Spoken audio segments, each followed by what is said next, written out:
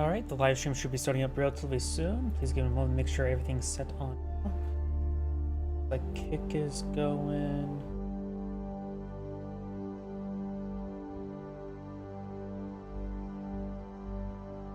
Twitter appears to be going.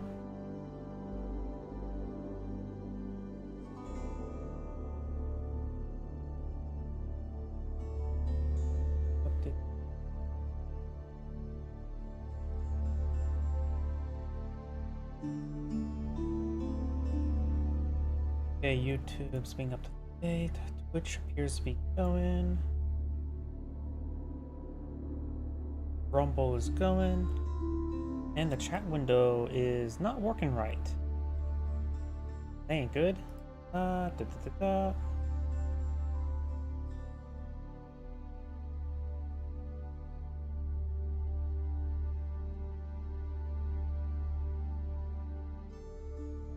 Let's see now.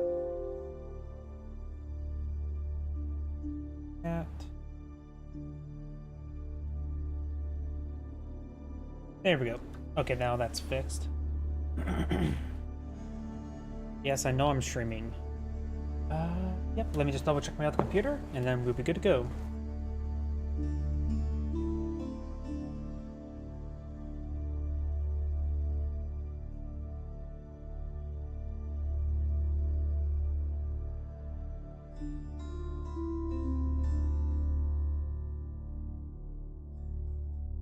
Yep, looks like it's good.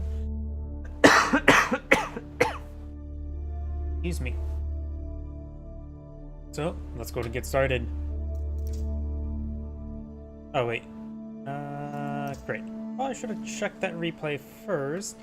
Made sure I had the proper one installed. This is my bad. Let's give it a couple moments. Because if I try to load up another replay right now, it will likely crash. But I probably could take this time to view other possible replays. I was forgetting something, and that's something I was forgetting. Good. Do that one. 27 minutes. Not a big fan of mirror matchups.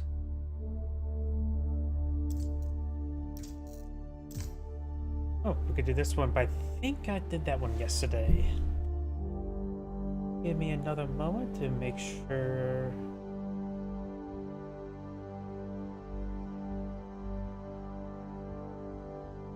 I see Chinese versus Delhi. Yep. That one I did do yesterday.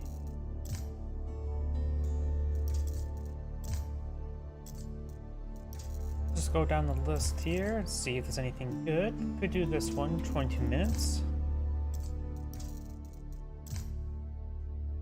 Let's not do 4 2v2s.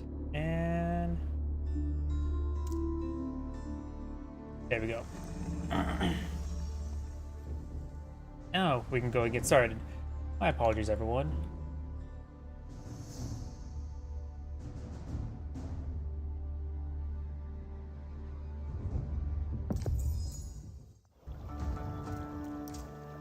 Greetings, everyone, and Great here for another Age of Empires 4 replay. Spawn on the left side as the Blue English, we have 3D Cat. Spawn on the right side as the Yellow Mullions with Louis MT. And this is one of the custom maps, so I'm not really familiar with this map. He is getting out the mining pit here.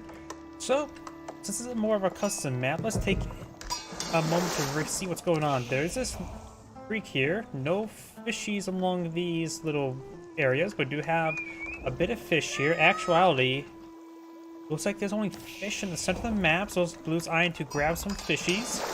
And it's English as well. Usually English tends to rely on farms all the time, but he's going to go a bit greedy, goes for a bit of fishes. The Mullion could punish this early on, or later on. Over here, we do have a barracks going out. Looks like going to eye to pull out some spearmen, or Donzo, I should say, to engage this dock. Both sides are investing. Both. It's going to be a late field for both players. Bit of wood has been cleaned up here. He is going to go for an early lumber camp in order to get to the Donzo. That's a villager there. The Blue Scout will spot this, and we'll start stabbing this villager. if I remember correctly, scouts do win against villagers in one-on-one combat, but now we got the English villager here engaging, and now here comes Donzo. Designed for a outpost here. It takes as little as 5 spearmen to easily overwhelm a outpost. Blue's not looking for barracks. And the English can pull out Vanguard men-at-arms. Can't pull out spearmen, can pull out Vanguard men-at-arms, which were severely severe versus Donzo. Though, let me think about this. Donzo does also have 1 inherent pierce armor, 7 damage. They do cost 90. Man-at-arms do cost 120. They do Vanguard man-at-arms only have 2 hack armor. Costs 120, so either 33% more or Donzo costs 25% less. Donzo do have also the javelin throw ability for a good alpha strike. Yes, sir. Here's the man-at-arms, 8 damage, 2 melee armor, 100 health, 7 damage, 80 health. They're actually very comparable at this moment in time. The extra armor on Donzo is going to be very important. He needs to make sure he gets some javelin throws. We do also have the transport ship here, which does have javelin attack. He's mounted up. It does have a attack from being garrison of units. I forgot about the Mullins has that ability. So now the Mullin has naval superiority. The javelins do 7 damage. So they do decently well versus the man-at-arms armor. Let's throw some javelins there. It's trying to interrupt the tower. Try and draw them to the tower now. Naman could back off from this tower to pull out his own outpost over here, our toll outpost. Could apply some aggression here as well. Going to throw some torches there. The villagers also throw torches. We got a good number of Vanguard men-at-arms here. Another Donzo here. He can perhaps quickly load on a transport ship to get it moving. Finds a decent volley there. Very nice. And maybe a good idea to make sure the Donzo throw their javelins. That does how much damage? That's only 5. Okay, so it's not really important to have them throw the javelins. It'll only do 2 damage versus these Vanguard men-at-arms. And does get a spear throw, javelin throw onto that villager, taking him out.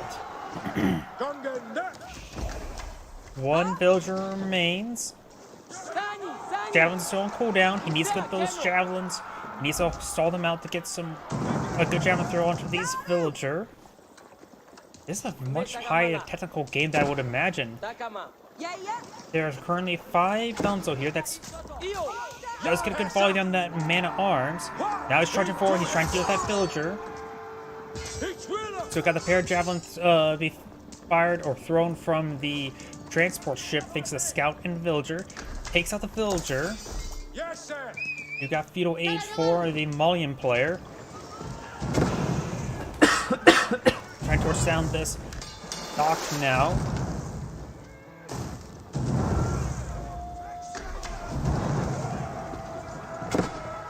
Does get a good javelin volley there. The javelins on the transport does decent damage.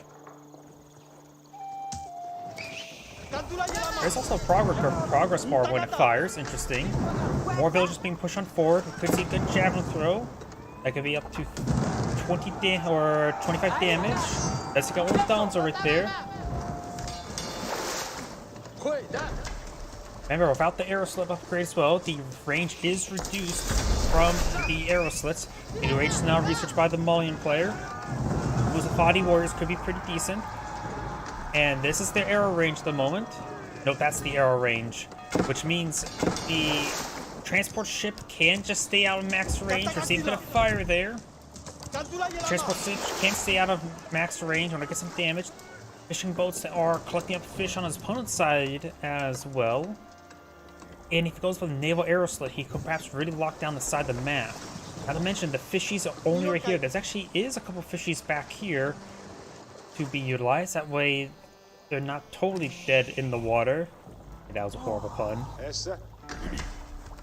English player has not started aging on up. He has plenty of gold. Villager on the front line collecting up some gold. Going for the Count's Hall now. We got the perfect time at 29 villager to build your landmark. Does get a good amount of repairs there onto the outpost, but now he's charged forward, breaks through the blockade, and now starting to get some good damage there on these fishing ships. And he's going to just go on the far side. I think the transport ship can't fire, since I see the progress bar upon firing, may not be able to fire while moving. Nope, it can. Transport ship does back on off, it'll take a bit of time to get healed up. Coastal navigation, increase speed by 15%, is that a Malian bonus? Yes. I guess so. I'm not familiar with Malian. I actually have never fought the Malian on any sort of naval. You know how Sofa here, they do have 2-2 armor. The English player will need out some spearmen. He sees that Sofa, going for the early man-at-arms upgrade to the Vanguard man-at-arms to early man-at-arms. Very good. Some Musafadi warriors could be very useful at this point in time. Does go with javelins there. May want to keep his distance. May want to also get some arrow slits. He does have a bit of stone to work with, not enough though. Arrow slits will give him +1 range, will help him protect his fishing boats a little bit better. And there's naval arrows. Now Blue's going to need to push forward in order to clear out this naval yard. Throws a good javelin throw there, takes out a fishing ship. Blue may just want to start cooking up these backline fish and stay away from this naval yard. This does have 11 range. And I don't know if he's realizing that it's getting hit. Next arrow should take out the fishing ship. And there it goes. But that is the max range right there. Scout doing a good job of scouting. No warrior scout research yet. And this scout does go down and will take time to bop all these sheep. He could have just brought a scout over to grab him, but the scout's doing some important scouting. Got a very good number of man-at-arms here. His opponent needs to blow out some Musafadi warriors, though the longbowmen will do close damage versus them. An arrow ship could be very useful in order to gauge his force. Arrow ships are good even versus feudal age man-at-arms.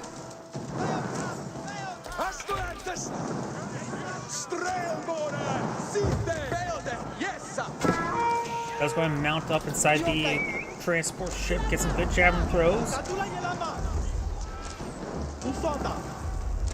Of course, losing that ship will be very, very bad. Starting to take out some of the spearmen. Sofa and warrior, not warrior scout, just scout. Get some damage there. Doc now going for a fire ship, trying to blow up on these man-at-arms.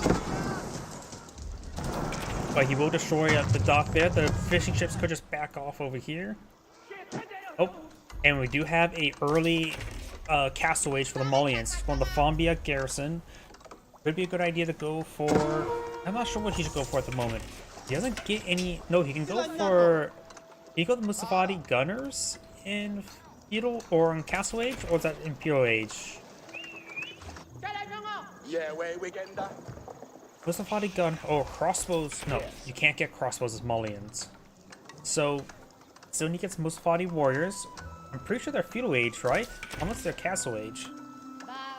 I guess either way, he'll have access to them soon enough. Wait, we can always check. Yeah, Musafadi warrior are available in this age.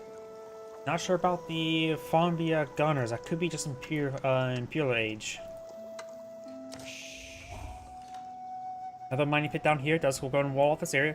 He has a Saharan trade network. He's in a good position for trade all the way down to here, and the trade network itself can provide some good bonuses. So maybe start transitioning to a bit of trade. Don't need a lot, just a some.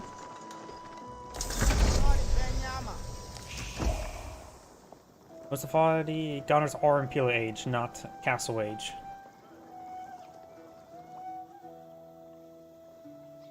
Going for a team of archers, which probably not a good item in this against this opponent composition of heavy and man-at-arms, but will be used for some longbows. His opponent only has to let a handful of spearmen. If he's able to scout this out, going for mass sofas would probably be best in order to get out importer armor, get 4/4 armor onto them. His opponent is very far away from going to the next age and did a great job at stopping his opponent from claiming a lot of fishes, slowed down the economy, so the villager advantage is even at the moment. He actually killed off a good number of his opponent's villagers, though he did lose those fishing ships.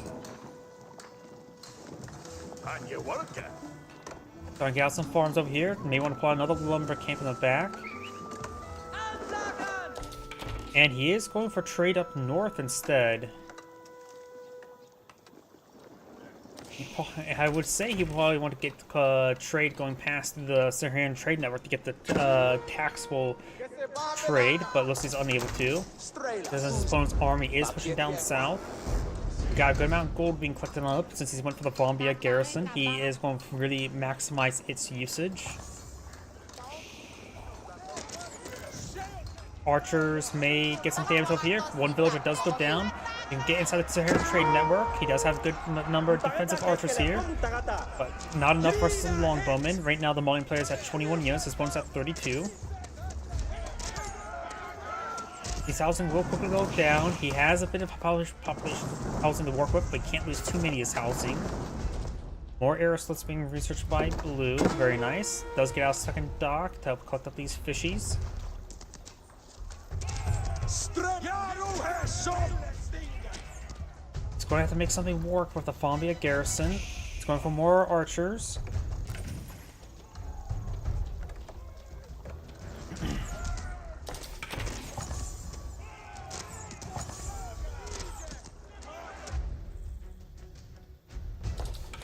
Couple units, Donzo up there.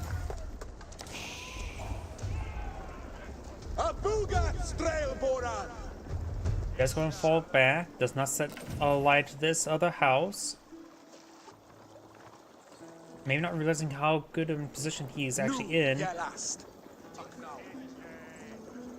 Right now, the English player is starting to gather up some resources over Eye of the Next Age. He may be eyeing for the White Tower. He could go with the King's Palace. He has a good number of fishing boats on the field, as was collecting a lot of the shore fish, so he has a lot of good food coming on in.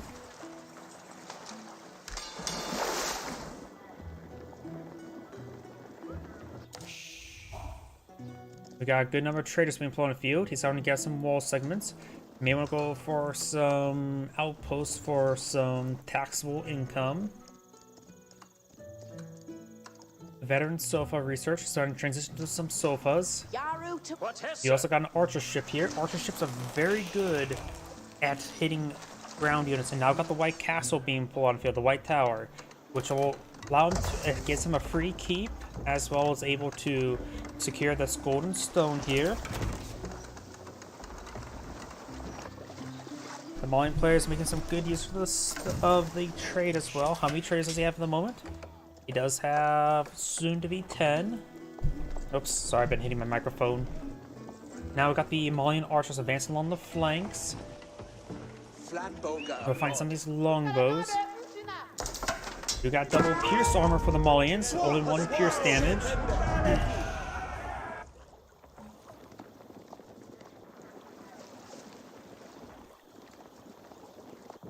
Nu, you last.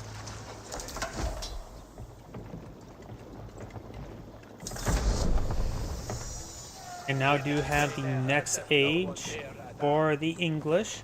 You know, has a lot of villages queued up. He needs a bit more population room.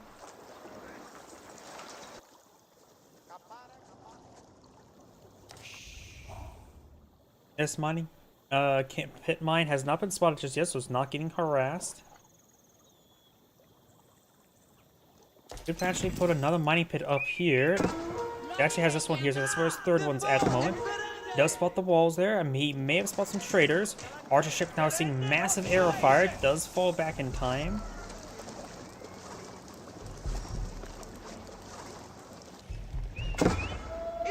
Right now, the Malian player does have a larger force in the field and higher quality force as well.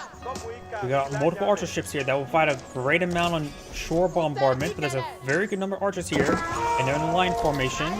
Gains a great damage there, takes out some of these fishing ships as well. Archer ships getting annihilated. He doesn't have the naval upgrades, nor would he. The extra arrows wouldn't be half bad. Increased health, probably not needed. Malian archers are making their advance. These man-at-arms now being upgraded to man-at-arms, upgrading from early man-at-arms to regular man-at-arms. May want to get armor clad as well. He sees all these archers. He can nullify all the archer damage with armor clad, so they'll do 1 damage each. Try to go conversion there. Takes out the monk, take out his exotic doggo. Another Malian archer does go down. Mass archer is probably the least effective versus the English, thanks to their unique upgrades. We now have imported armor here, which is a similar upgrade, but this time for the sofas. Which will give them the 4/4 armor, base armor.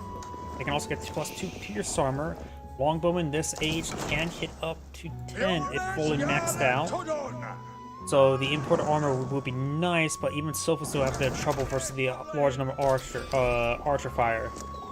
Does spot the outpost, probably a good idea for the Malian player to eye for some mangonels. The English player could just go for mass man-at-arms and be very successful against his opponent. We have some Mustafadi warriors being deployed on the field, and one's from the Fombia garrison. It is from the Fombia garrison, which will allow him to get out some groups of 5. Sofas, they took a lot of damage there. Oh yeah, the veteran sofas, so they have 3 base armor, so they do have 7 armor, so take 3 damage per arrow from longbowmen. If they're fully kitted out, right now they're just taking 2. There's their damage number 3, armor clads on the way as well, which will really make these man-at-arms very hard to deal with his archers. Needs more Mustafadi warriors. Yes, be careful of the Mustafadi warriors. They are light melee, so they will get countered by the longbowmen. Right now, English Castle Wage is going to be very effective. The Malian player may want to eye for a faster Imperial Age in order to get out, say, the Mustafadi gunners. Another failed attempt there. Yellow currently has 3 relics. And Yellow's claiming this sacred site up here. Very nice. Blue has so far claimed up no relics. The last 2 remaining relics is there, and the one that was right there. Wait. Blue's picked up 1. Wasn't there a relic here? I guess Blue may have picked it up. Wait, right there? Wait, am I crazy? Sixite has been captured up north. There's the relic. I must be going crazy.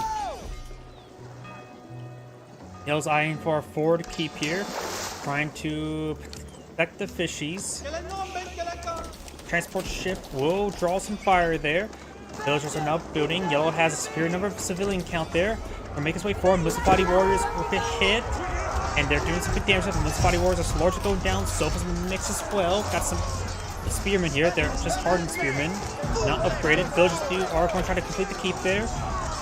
Archers need to focus down the spearmen and the longbow. Make sure they don't hit those man-at-arms. Got some crossbows here deployed out by the English. He knows the biggest counter right now he has to worry about is the sofas, so that's why he got out some crossbows. Looks like all the villagers have gone down. No, the keep is still being built. There's at least 8 villagers somewhere trying to build. Most of the villagers have gone down. Keep is still being built. Keep is very close to being built. I have no idea where that villager's at. Keep is still being built. And now it's been killed off. It cancels the keep there. It was very close to being built. And now he's lost his significant amount of force. His archers became worthless when his opponent got into Castle Age. And we do have some taxable income here. We're now, yep, this will be, so get the max, or no, that's so maybe one more trader, so needs one more total outpost there. Yellow's eyeing for this keep now. Yellow did lose a good number of villagers, but I don't think it's going to get this keep up time. This time there's a lot less defense force here. And the villagers are a bit more exposed now.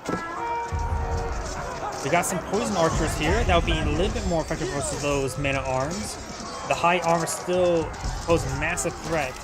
Villager's trying to get his keep up, but he's not going to get it. Cancel the keep. The trader's not exposed. This may be the end of the game. I think the Malian player should have deployed out more sofas. It would have hurt until he gets next age. But this is what Malians have a bit of a hard time when it comes to man-at-arms, it feels like. Versus the English, who likes to go for longbows.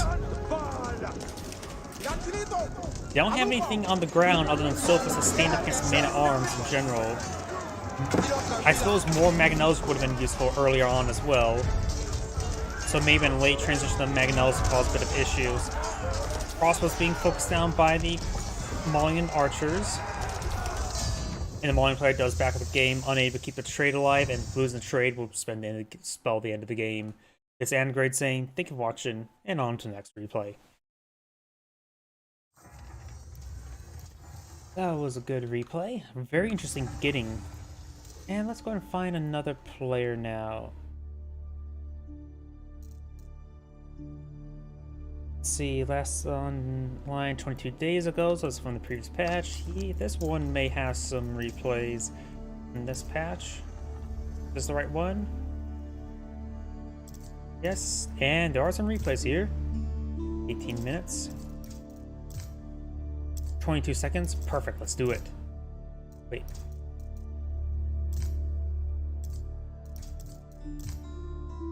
Same players as well. Defeat surrendered. Defeat surrendered. I guess he didn't want to play against him. We do have a 22-minute game here. 20-minute game here. 21. 26. Probably should do that one. I'm just a bit curious what the other ones are like. 24 minutes, so we pass those, do those two. 32 minutes. That's pretty good. Wait, did I do this one yesterday?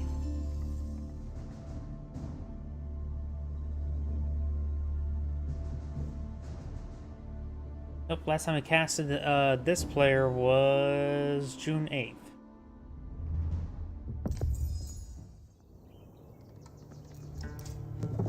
Greetings everyone, Angrade here with another HPowers 4 replay. Spawn on top left side as the pink Malians with WOM01.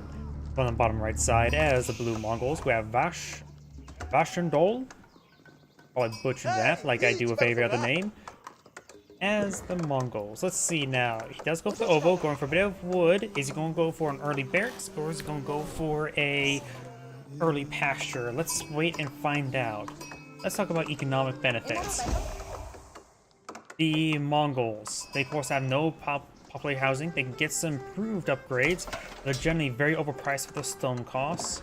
He is going for a barracks, and the Ovo does provide some free stone generation. 80 in this age, 100 next age, 120, then 140 if I remember the scaling right.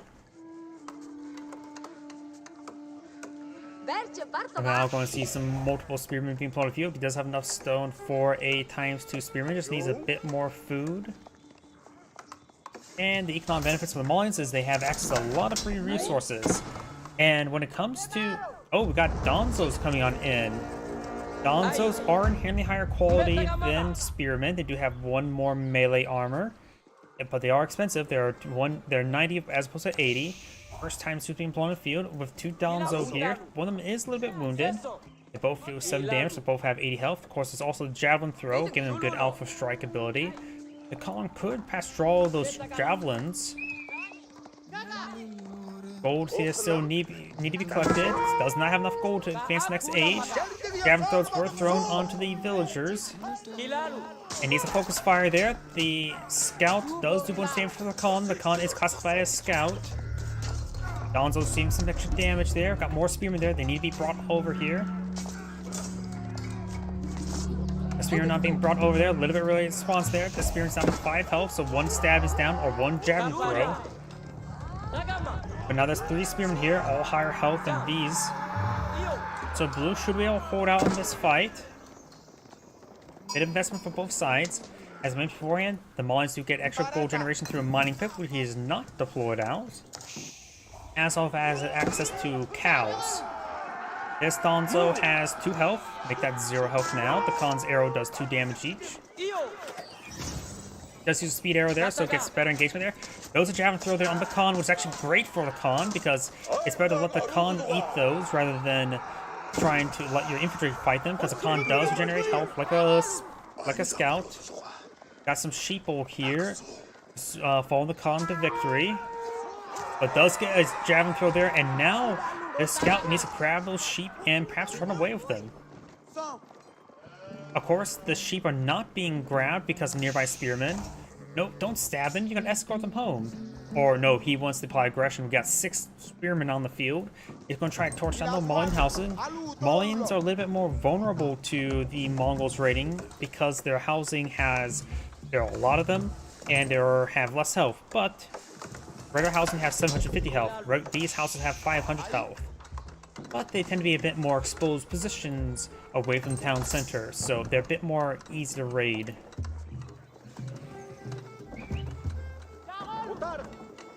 The Mongol player has too much gold. He needs to stop collecting gold and task those villagers somewhere else.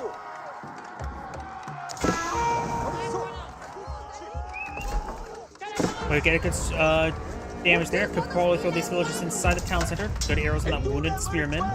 Does get javelin throw there. Does not take out the spearman just yet. Oh, looks like he missed that one. Does get out that with that javelin throw. Now there's 5 spearmen here for Danzo. The spearmen don't have higher health. We do have more spearmen now being put on the field, and he is going for an outpost. Trying to deny this gold. There, of course, the other gold deposit right there. It's not a really good spot for the Malian. There's another one on the far left of the map, but unlike these... Trying to go for the villager, they're too close to the town center. More spearmen being pushed on forward as well. The Mongols have too much gold at the moment. He has enough gold for a wheelbarrow and to age up. You can probably hit this one here. That's a little bit safer away from town center arrows. And the villagers can't really pair it in a good spot there. Got a hit there on that scout. Throws another round of torches there. Does get a javelin throw there. And takes out the villager with the javelin throw. Is out Danzo in return. Silver Tree's now being put on the field. Right now, the Mongol player has enough gold for a lot of research, so you could age up, get some research going immediately.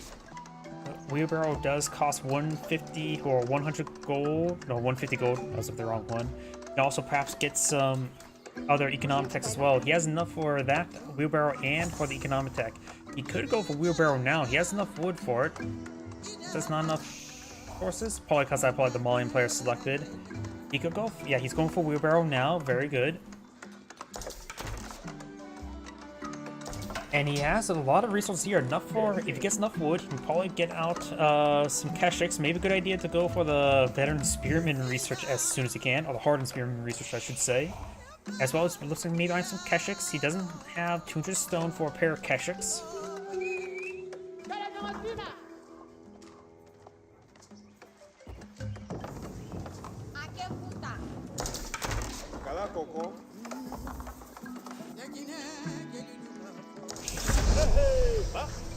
Silver Tree's now deployed on the field, immediately rerouting it over the corner. And of course, got the Monza Quarry over here, which will provide an extra good gold generation as well as stone generation.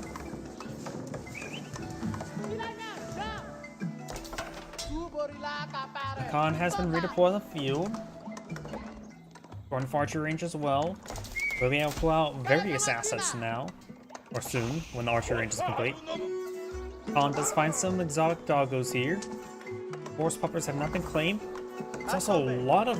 There's now 2 mining pits here. If the Mongols able to apply some pressure here, he can get a lot of raid bounty. Also, recently as well, I've more been looking at the raid bounty and improved raid bounty. In order for this, increases the raid bounty for building 2 plus 50 plus 50. And currently right now it's plus 25 plus 25, so... In order for this to pay back itself, you get plus 50 resources. In order for this to pay for itself, you need to raid set ablaze for 7 buildings. That's not really easy. Against Malians, yes, but most standard play, that's actually pretty difficult to set ablaze to 7 buildings. And the improved one does, of course, increase to 75-75. In order for that to pay for itself in conversion of stone to other resources, your valuable stone, you're going to have to, of course, raid another 7 buildings. 7 buildings for this one, 7 buildings for this one. And they can be the same 7 buildings if you go straight for the improved raid bounty. That's just to pay for itself. Then you have to get 1 more building from it to get a profit. So 8 is when you start getting a profit. So I've been more and more decreasingly disfavoring this technology, the more I look at it.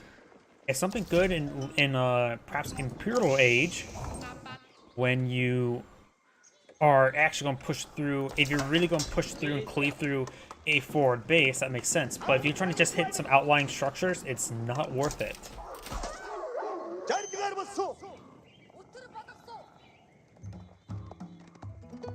You have a Keshik on the field, and it's got ×2 Keshik being employed on out. As well, some ×2 archers.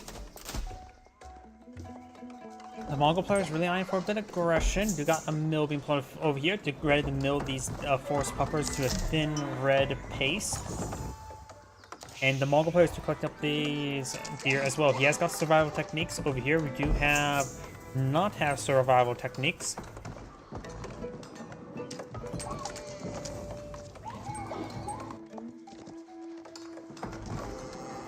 Yep, and right now the Mongol player has pulled out 3 doggies. And believe it or not, I know I've been making jokes about that. That is a slang term for cows. That's keep those doggies rolling. That's referring to those cows. We do have a good number of cattle ranches here, all online. It's like going for the Grand something for Norley Corral. I can never pronounce that name.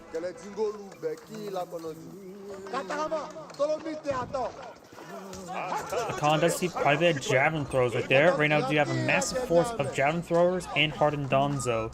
We got anti-cavalry and anti-range. Javelin throwers do have 3 inherent pierce armor, to make them very good at their job. They do hit pretty slow. They hit crossbow speed, and their bonus damage is not too significant. Both damage is good. Attack speed is a bit slow. The nice thing about them is, since their attack is actually 8, which is actually pretty high, they actually do reasonably well versus heavy armored units. They're actually a good archer unit to accompany your various infantry units to hit, say, Keshiks or man-at-arms, since they do have high inherent pierce damage. We have a good number of traders being pulled in the field. Right now the Mongols have a bit higher civilian count thanks to them. Of course, we do have these doggies.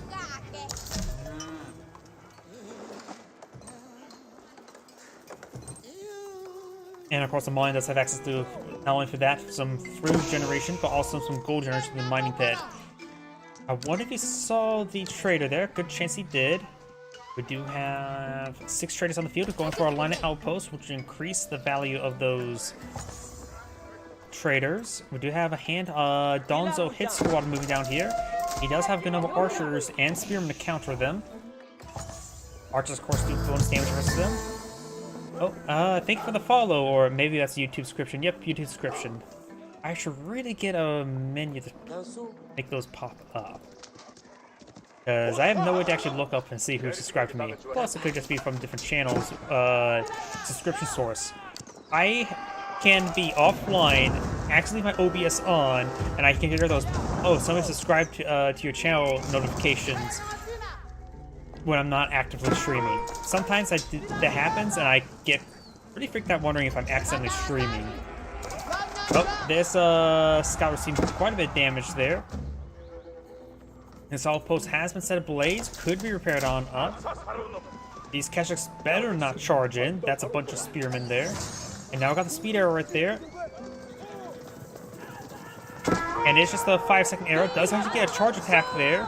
The Donzo could turn around. They're probably going to go down if they don't engage. They're just going to get whittled down by the archer and Keshiks. We got this decent force here. Now Donzo's about ready to turn around and engage. It's a great javelin throw there on the Keshiks. Now they're starting to engage, but the archers do get some good damage there. Let's take out a couple of spearmen there. Javelin throws do not do bonus damage light melee like archers. Keshiks do get a good charge there. Got some archers now push forward, gains good damage there. Keshiks are now hitting the javelin throwers very good. Actually, there's a couple of Donzo there. Spearmen are charging forward. Spearmen just good item in this engagement. They're a little bit. They don't have the pierce hack armor like Donzo, but they still be a good front line. Don't see bonus damage from the javelin throwers. We got some sofas here. Sofas receive a bit of arrow fire from this tower. Actually got pretty wound from it. We'll find some of these villagers. The Keshiks are superior in quality than the Sofas. Got some more outposts going on up. Got a good number of pastures being planted field, and I do say this: leave a tile between your town center and those pastures. Because the sheep can be like you see right here. This can make your villagers go all the way around to get to the next sheep. That's why you should always leave a tile in between your town center and the pastures, so it prevents these weird movements.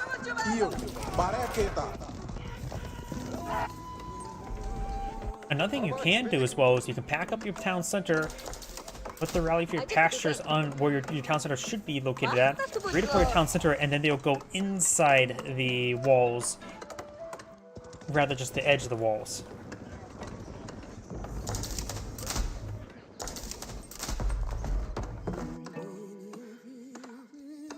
Got a couple outposts here. This one was burnt down. There's some forest puppers down there. Maybe good, and he's going to start cleaning them up. Right now, magenta or pink has a larger army than blue. The quality is slightly in favor of pink. Kashyyyks are quite high quality. Got a handful of Malian archers here, and now we've got the Grand Finale Corral. Right now, the Mongol player is not controlling anything out.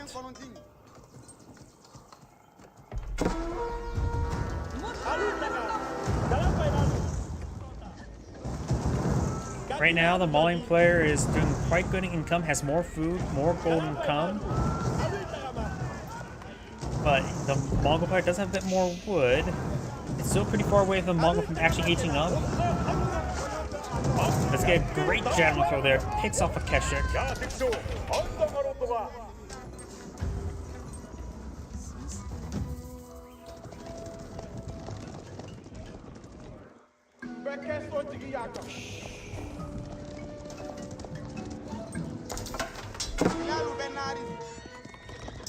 Sofa will go down, does not kill off a villager, could go for textiles at this point in time. And now we do have the veteran javelin thrower, got the veteran Donzo, and going for the veteran Sofa. Very good. Right now, let's see. The Musfadi warrior will be effective item versus the Keshik as well as the Donzo. Probably better go for the Donzo. Because while Musfadi warriors do have more damage. No. Actually, the Spearman anti-cavalry is probably much better versus the Kashyyyks. Much better. You're supposed to start deploying out mana arms, and you should go for the Musfadi warriors.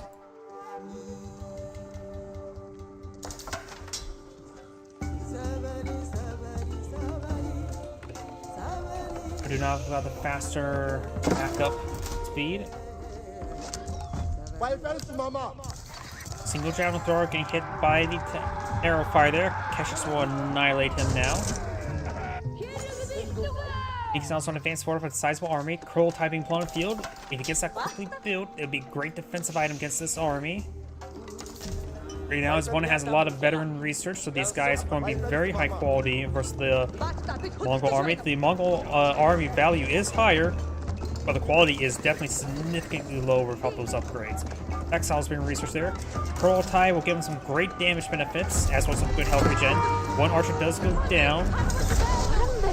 These guys with veteran archer research, and these guys with veteran Keshik research. And veteran Spearman wouldn't hurt either. There's not a whole lot of Sofas in the field. And he's going for veteran Spearman as well. He doesn't have siege engineers nor improved siege engineers. Some Mangonel will be very useful. Perhaps get improved siege engineers. He does have this right next to it. Needs more stone, however. Sofa's push way forward. He doesn't get this trader inside.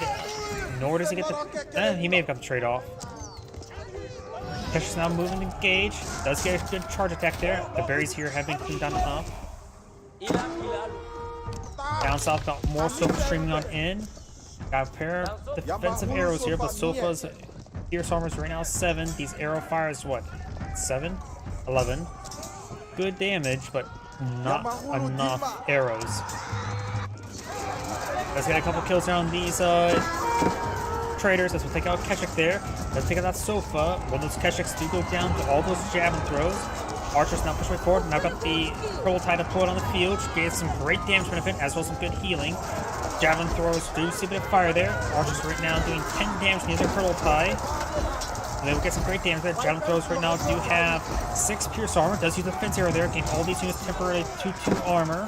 And it's already expired since he only has doesn't have the whistling arrow research.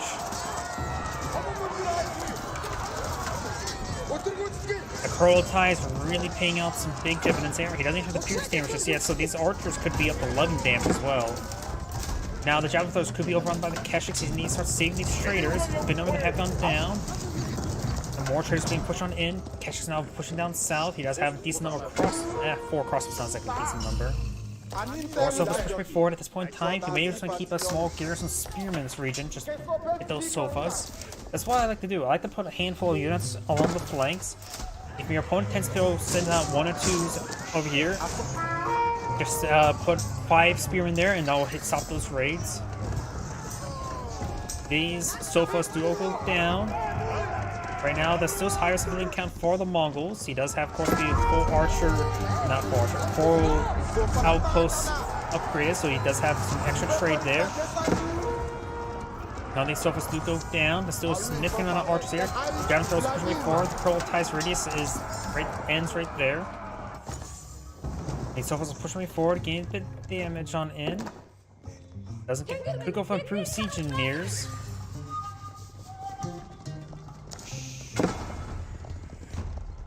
More outposts here. More sofas push way forward. Also some spring guard emplacements there. These are being upgraded to spring guards. Getting more of these traders.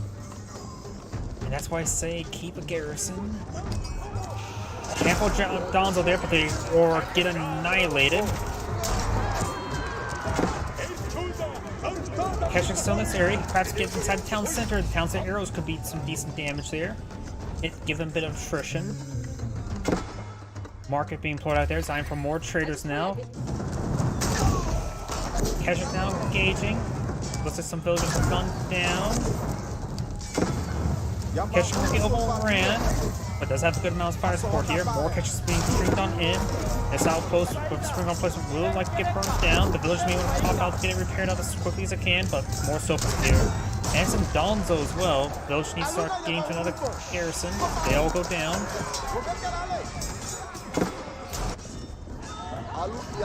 They also got some man-at-arms here. The man-at-arms will be very useful. I think there's still a big volley of javelins in the oboe. It's not a good spot for them.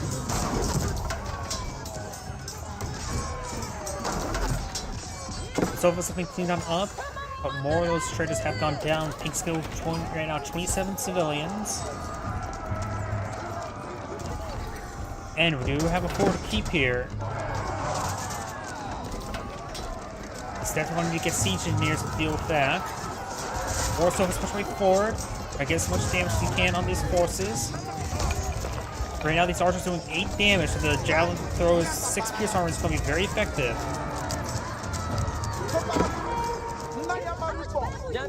Spearmen and Donzo not firing out, trying to run away. There's a handful of crossbows here, but they're in the back. They're getting hit significantly. Spearmen advancing forward.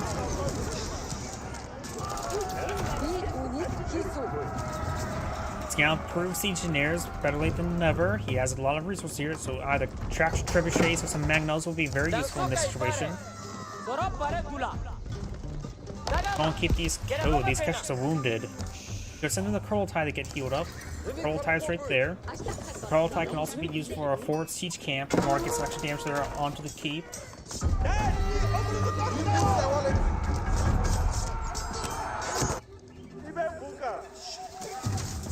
And more traders are going down. And it's a big problem with the Silver Tree. Mongol players tend to go for it since the town centers are very expensive. And it is a double-edged sword, because now look how many civilians he's losing.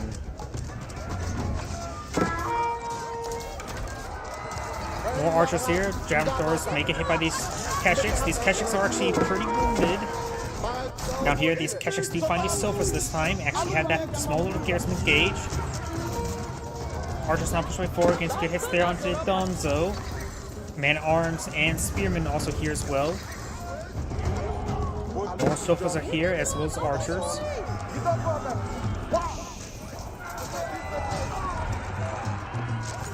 Sofas do charging forward. Couple spearmen here, some man-at-arms. But right now, Sofas high damage right now. Not all these archers engaging. Granted, they're just archers doing 7 pierce armor. They have 8 attacks, so they do 1 damage each. They need the archer damage to get double damage.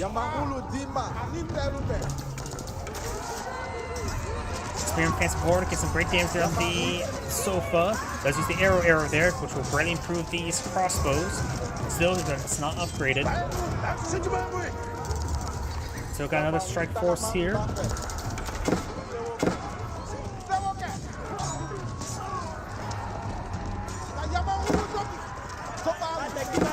Crossbow goes in, goes on down.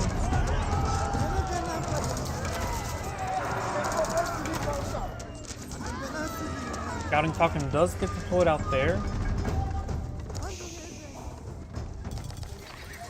We're now only 11 traders on the field, so it doesn't get the max out trade benefits. Or actually, no. Each one of these technically have 3 along with them, so he does have max out trade benefits. A couple outposts here, they're unupgraded.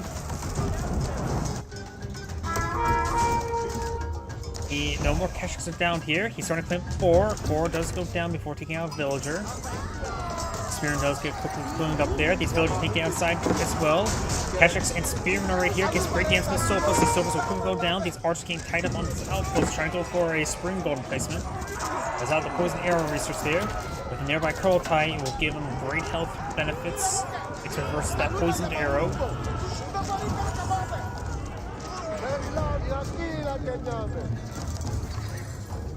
He spent all of his resources there. Don't see any siege weapons. He's eyeing for a forward keep here. That's not going to go well. He's going to pull it right next to Kurultai. Right now, these Keshiks are doing 24 damage per swipe. Springald firing away. Does spot this force. He will actually spot the villagers there. Their villagers not collecting on up. Fighting near the Kurultai like this is not a good idea. So it's going to probably go down. Does have the traction trebuchet quickly deployed on out of the field. Keshiks now turning forward. Spearman pushing towards as well. There's a good number of regular archers here. A lot less javelin throwers. Trying to go for a keep over here. The Khan is currently alive. Trebuchet is pushing forward. Looks like he does have vision this area. Does use the arrow. Still does not have the upgraded arrow. He's out in range of the Kurultai is going to pack on up and move right there. Being body blocked by those crossbows. Kurultai is now pulling field, getting some good health benefits and damage benefits. And now the traction trebuchet does have bonus damage or additional damage. Because it does affect siege weapons as well, including health regen.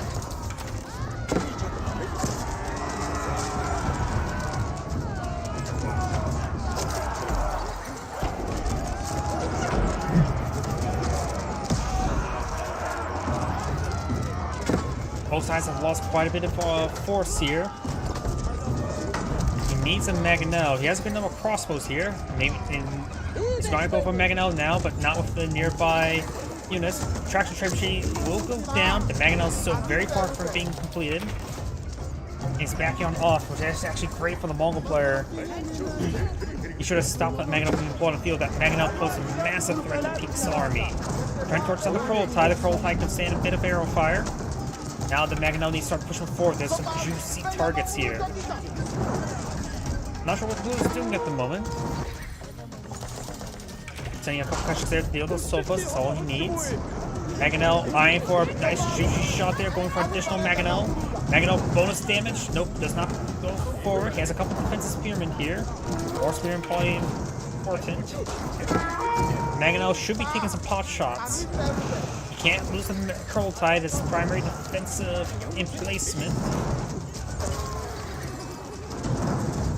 Kurultai has been sent ablaze with the second Mangonel full in the field.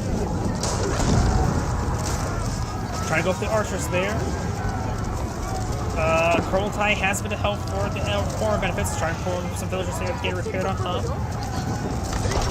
Mangonel shots. New range short, trying to hit these villagers now. Keshiks engaging, but some of these villagers may go down. None of the villagers go down.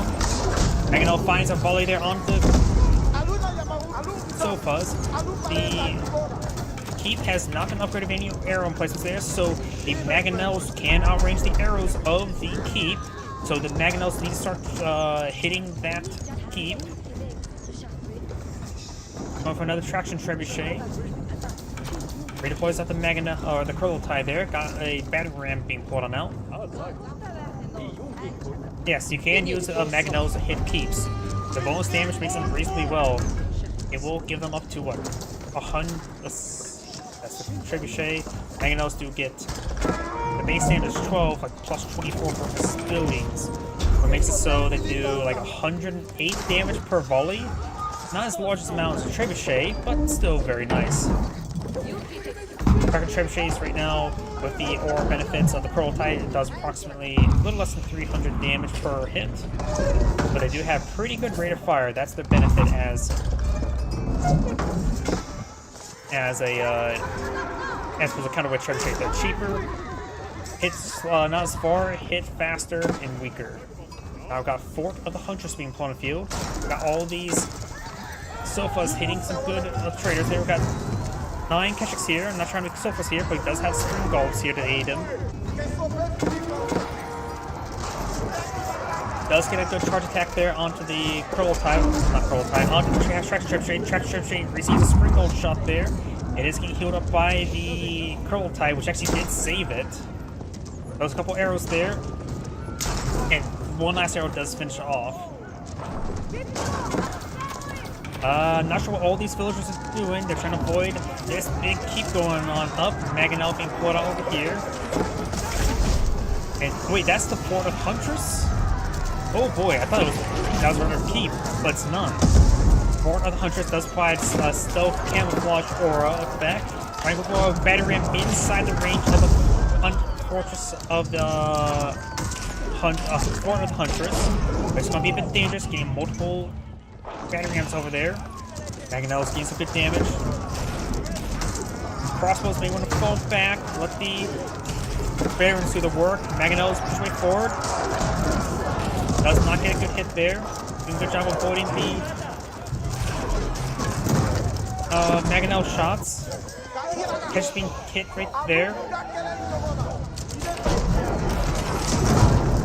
Large on these traders could go down, but right now the arrow fire is distracted. Kesh is charging forward to hit these archers, which will save his traders for the time being over here. And this is the problem with the Mongol trade.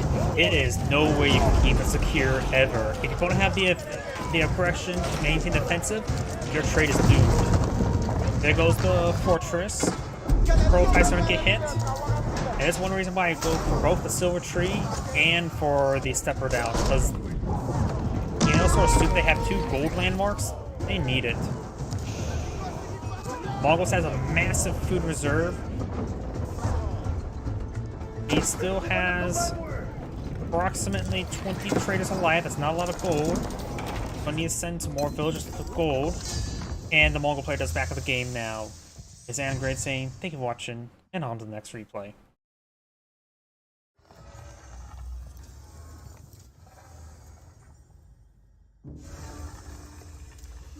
I think that was a 26-minute replay for us to do with this guy as well.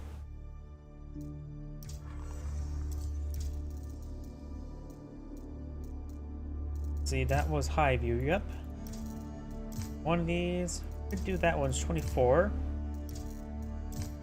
Here we go, 26.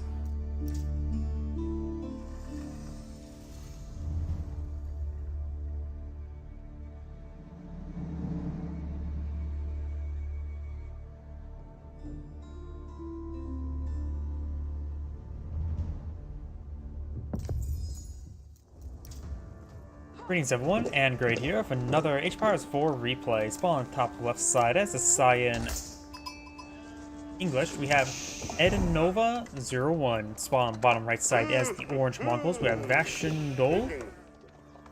Let's see now, he's going for heavy in the wood. Let's see what he's going for. We got the Kurultai, and he's going for an early pasture, which will get him some extra sheeple to get we can start out with. This map, it's a little bit barren for resources. And it's not retasked this sheep over to the town center. There we go.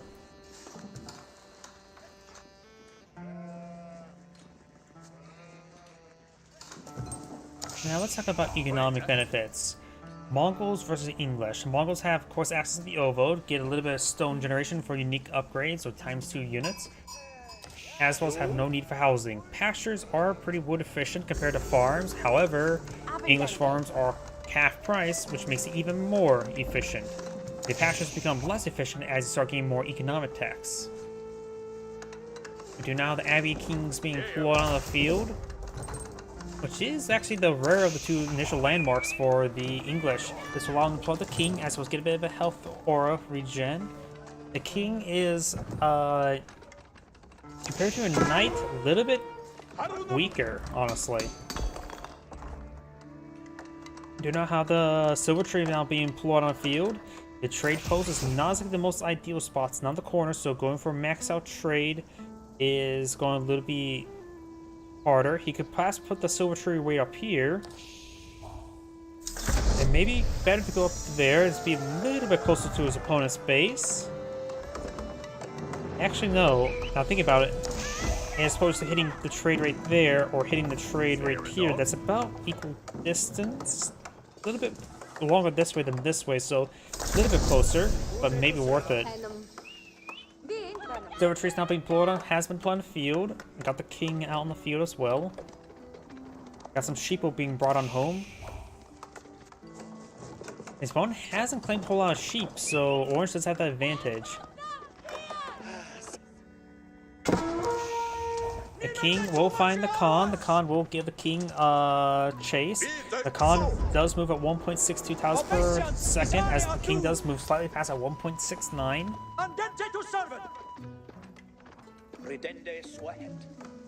It looks like the English players eyeing for a second town center early on, which could be good to go for the Silver Trees trade early on to be a counterpart.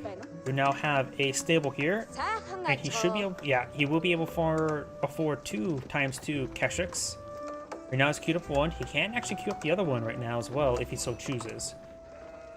Villager queue is queued. Has 5 villagers on this gold deposit, so there's enough space. Oh, he's not paying attention all too well. Luckily, he's not fighting against the French, where they have the charge bonus attack, or charge swipes after charge to get 1-2 swipe and kill off a villager.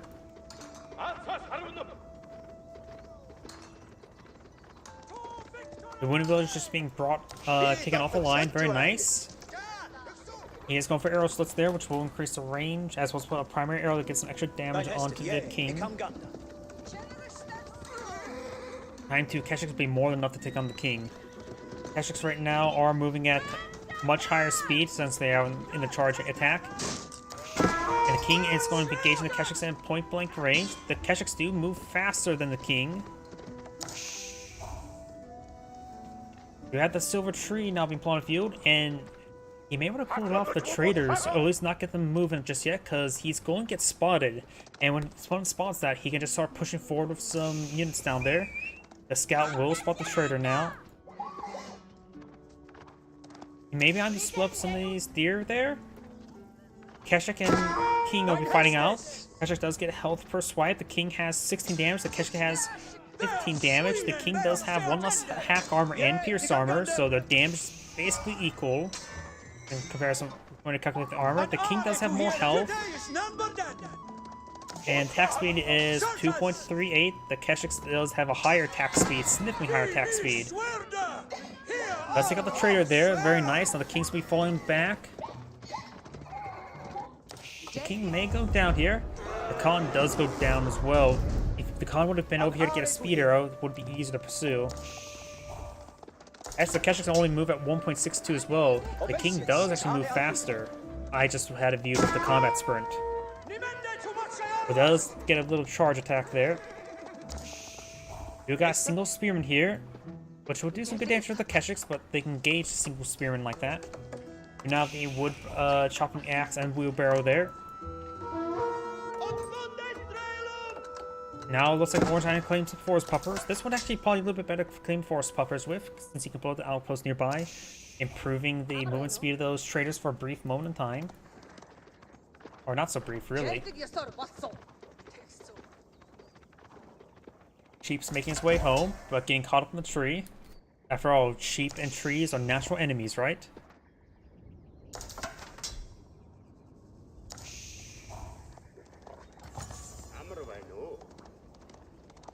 No trader deployed on the field. Scout can't do much versus it.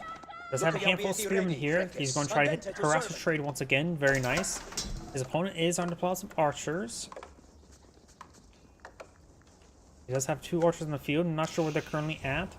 Do have this outpost next to this trade node, and that's ruled by the Yellow Network as well. Wheelbarrow for the Mongols. Kekshiks are roaming around. Of course, they're a little bit blind about that Khan near them.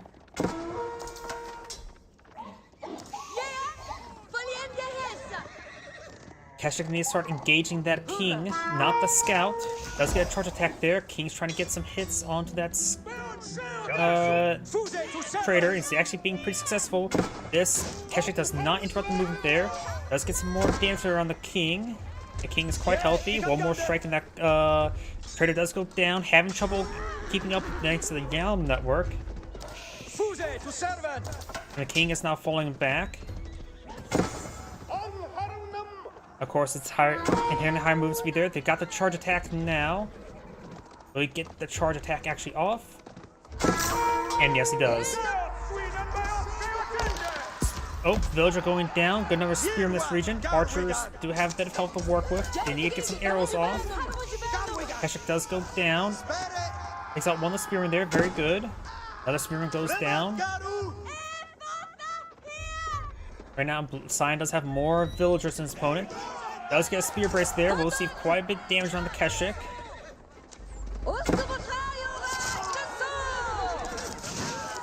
Spearman does go down there. Keshik does go down.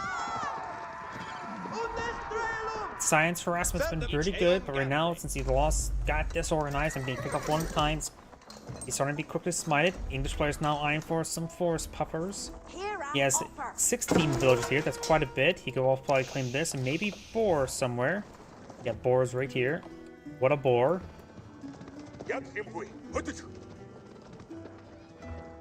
You could take these Keshiks and start swiping boar and get it killed off, so you can always collect up later. That's what I like to do. I like to use my Keshiks to take on the boar, because the boar does minimal damage versus Keshiks, and it does some decent damage. The Keshiks are able to quickly kill it off so the villagers can always roll up on it later and start collecting its juicy meat. King, Scout, and Spearman push way forward. He does spot this force here, the Khan and his force. Sounds like he got a charge attack, but also didn't appear to be.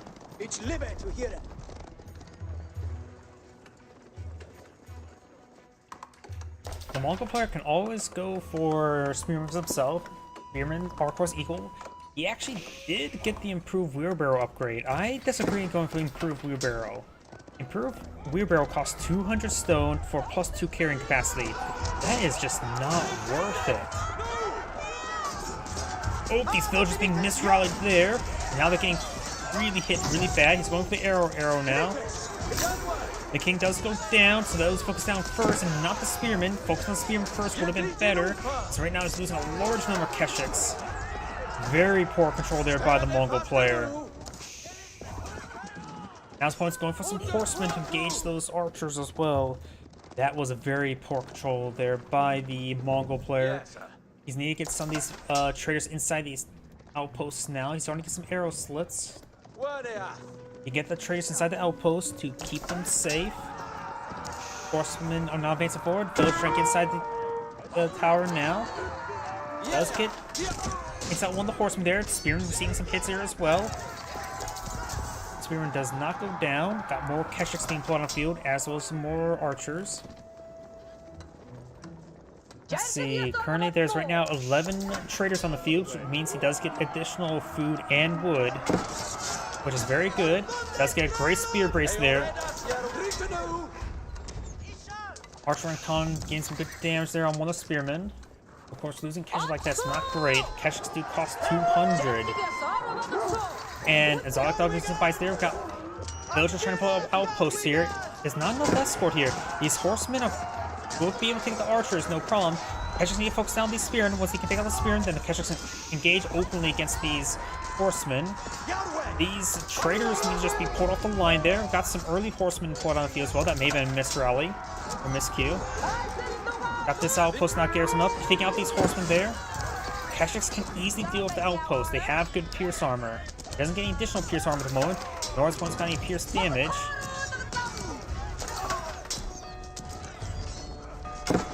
I'm not sure what's inside the outpost at the moment. Archers need to stop shooting the outpost there. Keshiks getting some good hits there, but being hit significantly by those spearmen.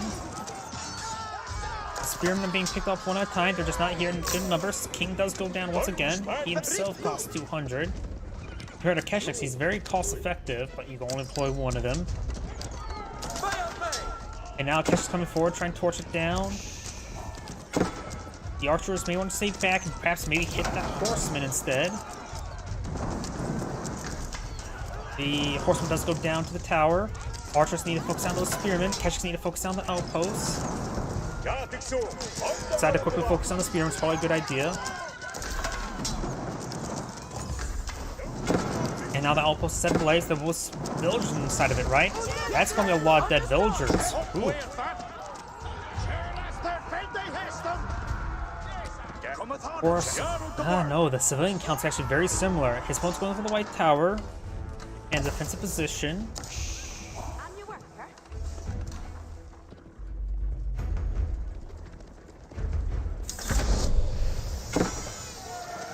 We have the next age. The Mongol player has enough gold to go to the next age, needs a lot more food. And threw away a bit too many Keshiks there to those spearmen.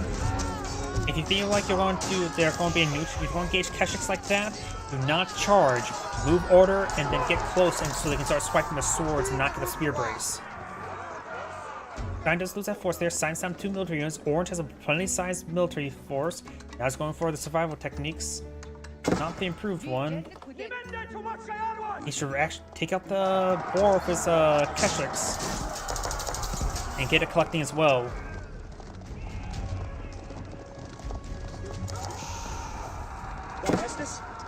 You have some knights in the field.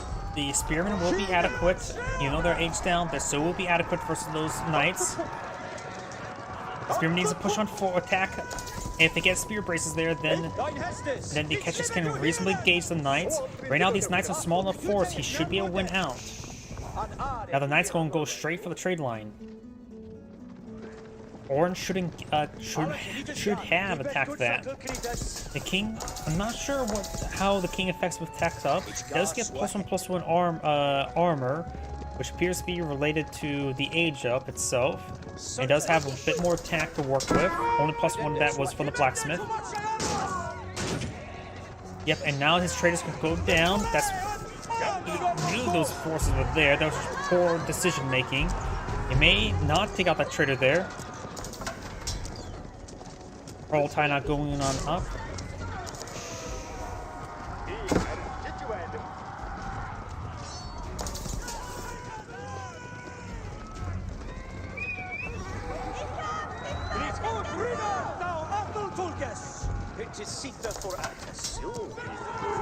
Trader's now going to be hit significantly.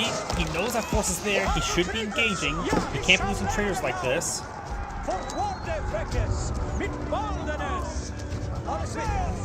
His opponent he also needs to just pull out more spearmen. Spearmen will be useful will be very useful in this engagement. And plus if one pulls out more spearmen on his own, they'll still be reasonable. His opponent's now eyeing for the man-at-arms. Man-at-arms trying to transition to some man-at-arms. Probably should get armor clad and some more armor as well. Takes out another trader there very quickly. He does have this level 3 trade Silk Road. Now here a couple of his knights are pushing forward. We'll find some of these exposed villagers. Receive a very good charge attack there. Needs to get inside the town center. We know the knights and Keshiks went down there.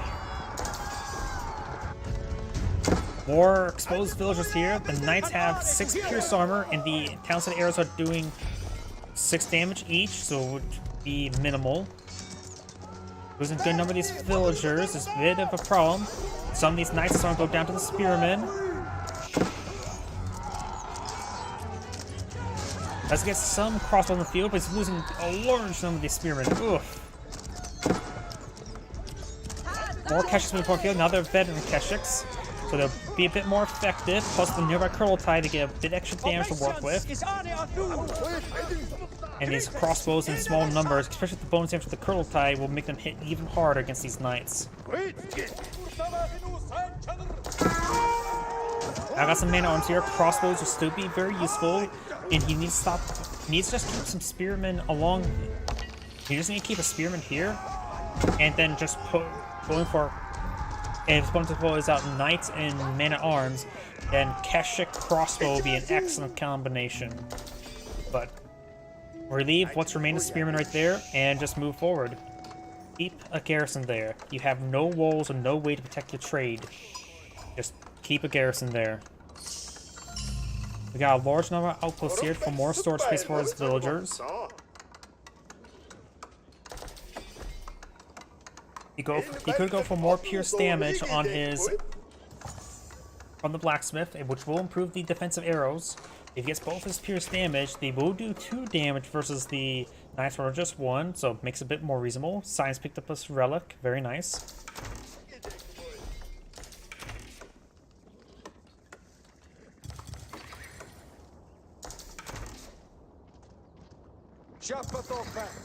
We got a good number of spring golds here. I think people rely on the spring gold replacements a little bit too much. They do some damage, but not a whole lot. It is going for the Yam network. You have to go get Imperial Age to improve Yam network for some odd reason. It just simply allows traders to get health regen, which I don't know why that requires Imperial Age. The health regen or aura effect, it's okay. It's not like it's armor, like some other benefits, which are Imperial Age stuff. We have an outpost trying to be pulled up by Sign there. Right now, Sign has a pretty sizable force here. Orange doesn't have his whole force here. He is needing some more crossbows. More spearmen there. Can always go for more spearmen. Right now, they are veteran spearmen. I say don't worry about veteran archer research. Whatever archers have, you're going to have to try to micro them and hit the longbows. That's all they're going to be useful. Kurultai's been set up in this region. It's not in a perfect spot. Maybe decent, though. It's trying to engage Keshik. Now pushing forward. Does pack up the Kurultai. Does use the fence arrow there. I wonder if he has the improved arrow research. He does not. King does go down. Knights being picked on off. Does get the Kurultai here, giving some much needed damage increase. Will actually make these archers not really that more effective. And now he's going to push forward. He does have a network of Sibyl, so he needs to fall back. He can't get him too far away from Kurultai. He needs extra bonus damage here. Archers got split up as well. He needs a lot of health regen as well. Right now these guys are quite wounded, and he needs to quickly torch down that tower there. Does torch it down. We'll be able to get some extra resources here, about 150 resources, which is nice, but nothing too significant. Kurultai's been redeployed there.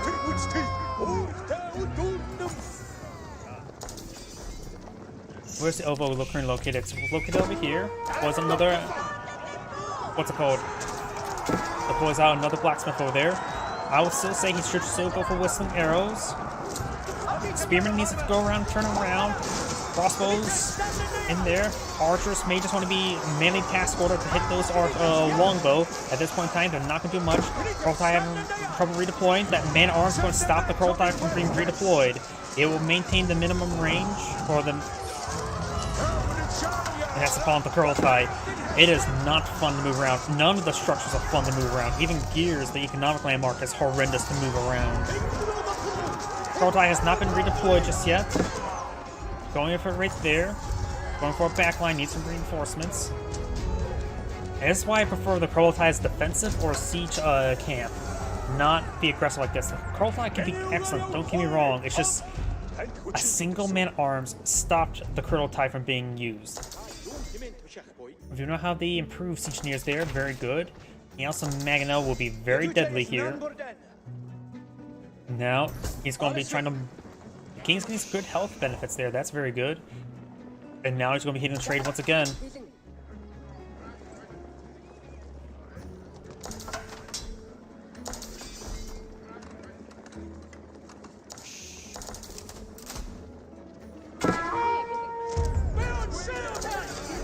outpost does draw some fire there, buying some time. He's trying to go for a Mangonel here. He's going to need to task away some of these traders. Just get them, say, right there and over there. Stop the traders from being in this area.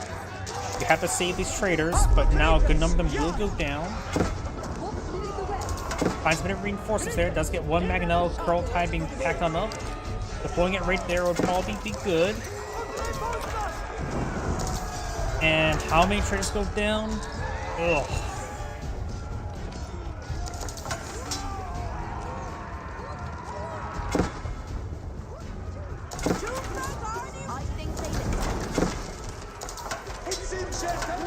Kurultai has been deployed. That was causing some big issues last engagement, which probably lost in that fight. Now he has the Mangonel with the damage benefits of the Kurultai. Crossbows needs Arcadius Horseman. Now the Mangonel getting hit significantly. Does get the Horseman there. Does receive health regen from the Kurultai. It's now out of the range of the Kurultai. Man-at-Arms now trying to finish off the Mangonel. Finds a small hit there outside the rate of the Mangonel, so doesn't get the bonus damage nor the health regen. Crossbows will have to hold the line to save the Mangonel.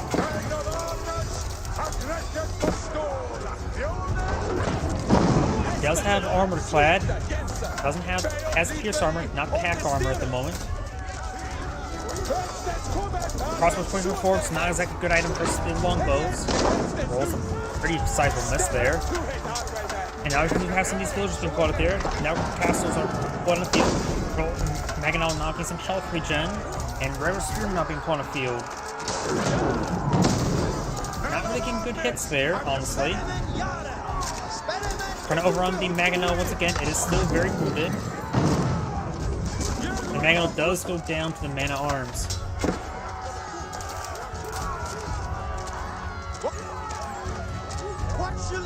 And these longbowmen are going to rip apart these crossbows. He needs more Keshiks. Getting more Keshiks on the field now. Right now, the English economy is just going strong. He has all his farming up, while the trade's been constantly hit.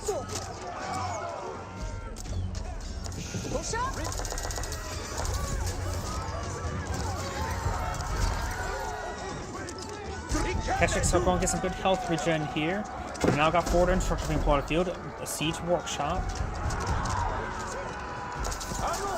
Some Man-at-Arms being plotted in field, which they do have only one hack arm at the moment. But thanks to nearby Kurultai, they get some good damage and healing. Crossbows just being focused down. And the Mongol armor is simply not here large enough for him. He will go down. He does surrender now. This is Anagrade saying, thank you for watching, and on to the next replay.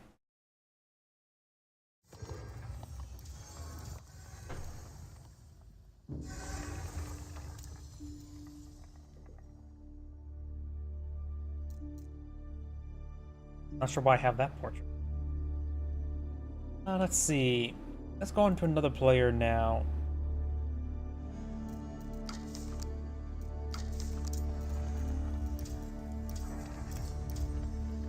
Hidden.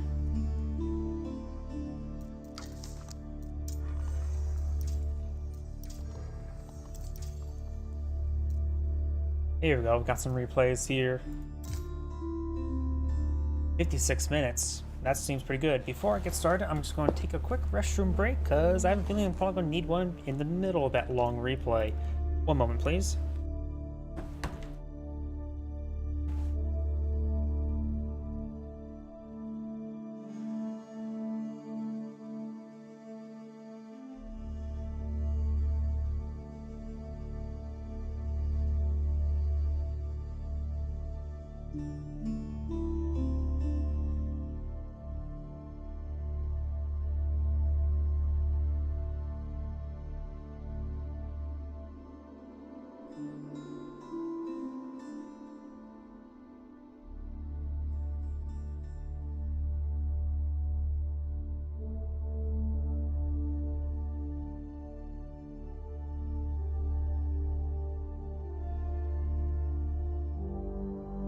I am back.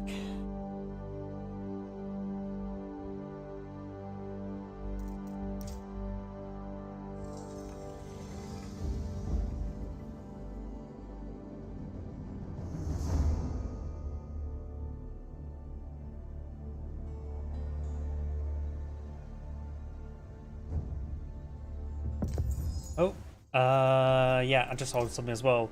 I'm actually running low on disk space, so please give a moment to make sure that is fixed. Delete all these videos are already uploaded.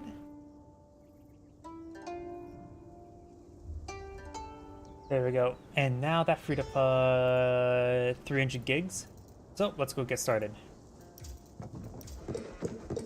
Greetings everyone, and Grade here with another Age Empires 4 replay. Spawn on the north side as the Pink French, we have a foreign name. Spawn on the south side as the Red Delhi Sultanate, we have Valdemar 1902. Let's see now. Delhi Sultanate, they have free technologies, so they will get a good amount of free value over time. Does take a bit longer time to actually research, however. They are classified as Islam, so they do get benefits from collecting up berries, war drop-off resources. I really don't know what else they get. They do also have a lot of Sacred Side shenanigans they can pull, giving some potential early game victories, as well as some good gold generation early on. In comparison, the French. The French don't really have any economic benefits until Castle Age with the reduction of unit cost around their castles. However, they do get free melee blacksmith upgrades, which will save a bit of research, but it's also probably the weakest of all the blacksmith research, honestly. Pack armor I tend to view a bit better than pack damage, while most people would go for a large number of archers, which tend to pay out higher since archers usually fast fire, lower damage. The increased small damage is very powerful.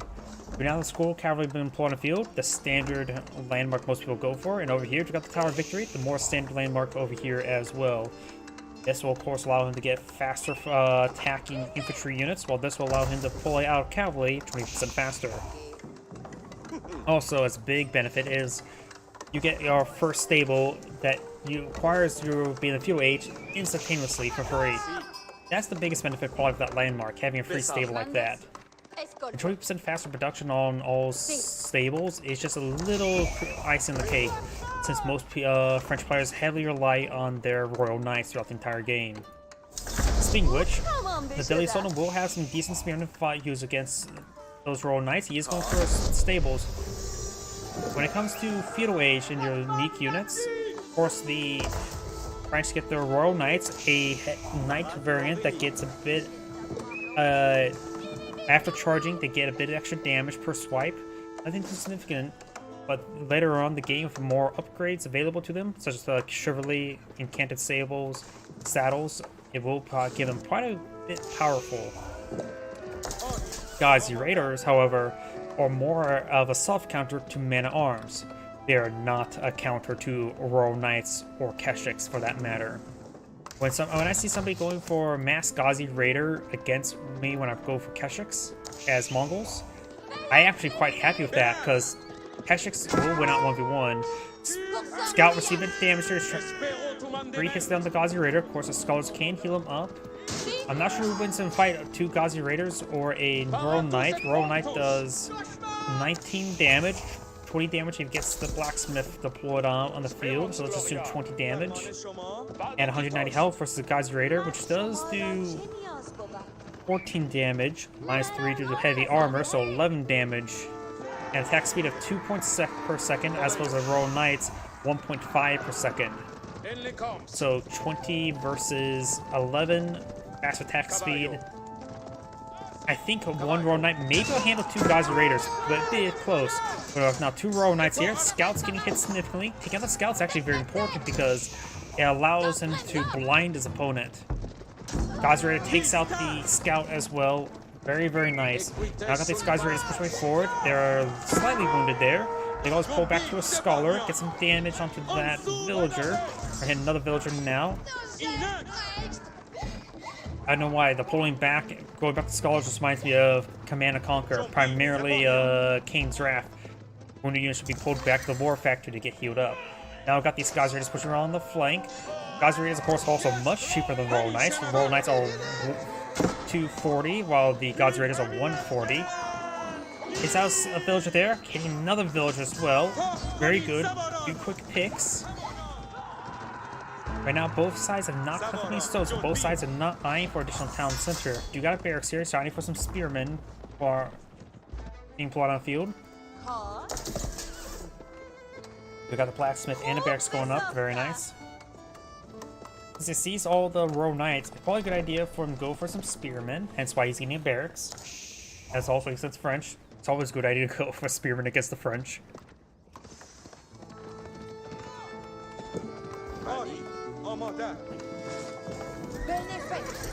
He does have enough wood for a blacksmith. That would, in the blacksmith upgrade, would change the math and we're fighting against Gazi Raiders, because right now I said they do 19 damage. 20 damage will make their health divisible. Divisible? Yeah, divisible by 20 evenly without any remainder. Damn, what's the last time I ever said remainder? Like, that's elementary school math using remainders rather than decimals.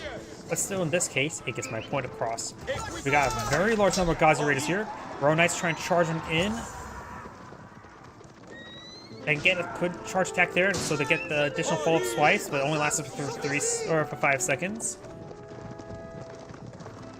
There's probably too many Gazi Raiders here. There's 8 there, 4 Row Knights. It probably would get a bit close, especially the pathing could cause some issues. Got some defensive spearmen here. They're spearmen, not even... There's the hardened spearmen. Now they're hardened. Zalak Doggo does go down. Red's on to do some sacred site trickery.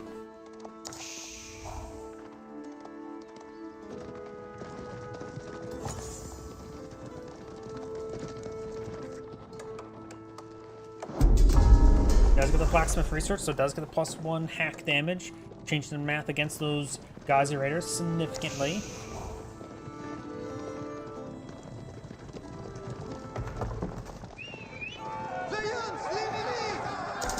Does get a spearman hit there. There's a couple of spearmen here, getting some good pokes on these Row Knights. Row Knights do fall back. At one time, the amount of wounded actions you have right here, it may be a good idea to go for Chivalry. Row Knight receiving a hits there. Still 2 villagers down for red, or for pink. No villagers down for red. Always forget, this is villagers killed rather than villagers died. I really wish that was backwards. I really wish those workers died. Lost. Does get a good spear brace there. Zalak Doggo does go down, so does the Imam.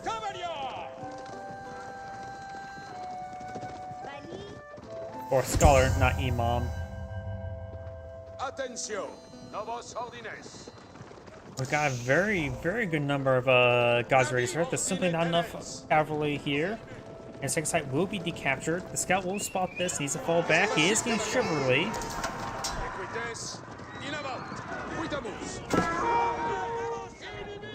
We got a decent number of spearmen here. This force could advance over here. Maybe we should try to prolong this for Gazi Raiders over here. Oh look, some sheeple. They're hiding in the forest. And the sheep can actually interrupt a lot of movement there. Does kill off on the sheep. I think this was a charge maneuver. Believe it or not, it's actually a good idea to keep a sheep following around your scout. And when you're in some of these engagements, because it does interrupt movement, sheep.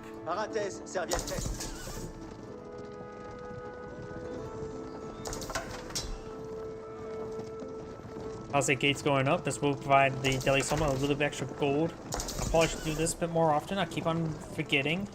Wait, 185, 87 gold per day? Should be 125, right? Unless that got changed.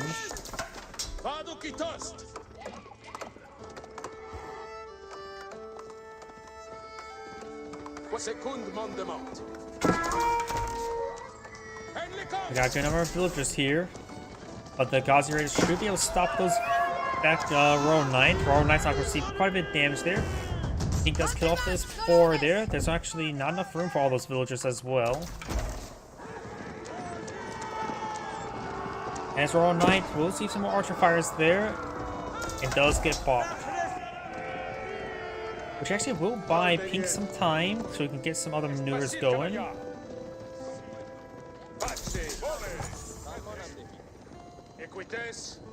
So Delhi Sultan's not really eyeing for Castle anytime soon. He's just getting the second side gold income, that's it. He's just going for straight Ghazi Rider and other wooden food-based units. Finds that villager there. Now he knows there's a large number of royal knights there. These walls are not built just yet. Trying to go for an outpost here.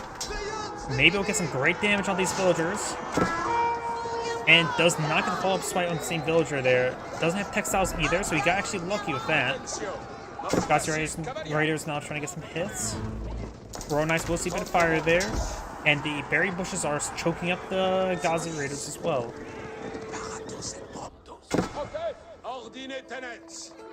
Maybe a good idea to start pushing the Spearmen forward over to help engage these Ghazi Raiders. A quick ambush of Spearmen could be very effective. In fact, he should put a Spearman in here. There's a scout here, a little bit lagging behind. Does scout Pink Scout.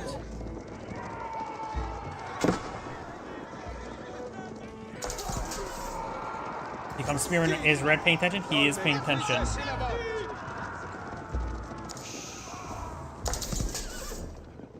These forest puppers have been all claimed up. Do you have these forest puppers now next on the menu? And you can also claim some of these berries.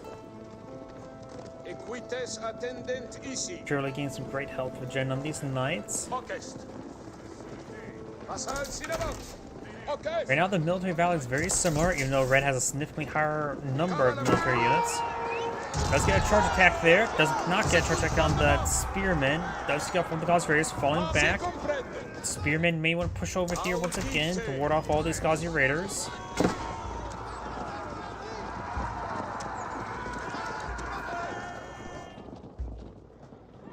We also have a good number of archers here as well. And now there's Chivalry gets some good health benefits. Another second side being captured by Red, trying to get some extra gold income.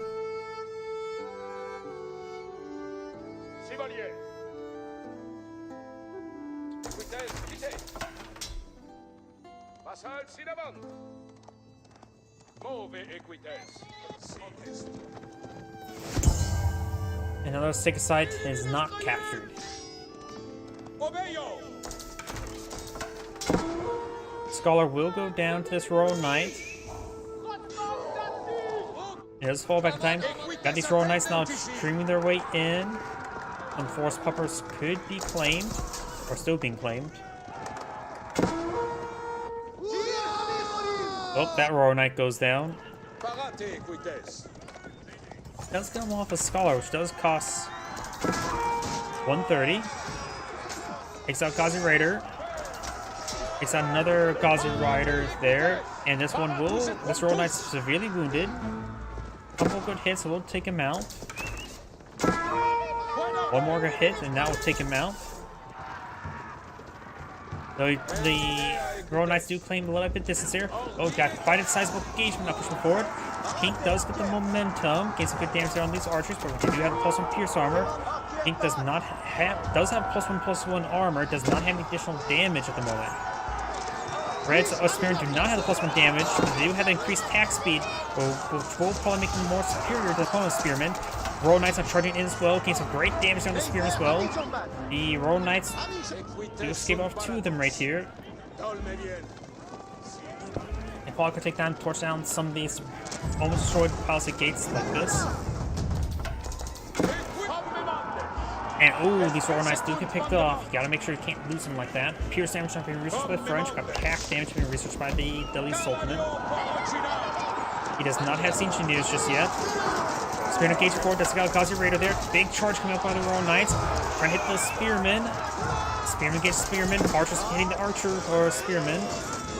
Ghazi Raiders now in the mix as well. Royal Knights trying to push their way in as well. Being body blocked by the Red Spearmen. Most Pink Spearmen have gone down. Royal Knights now closing on the archers.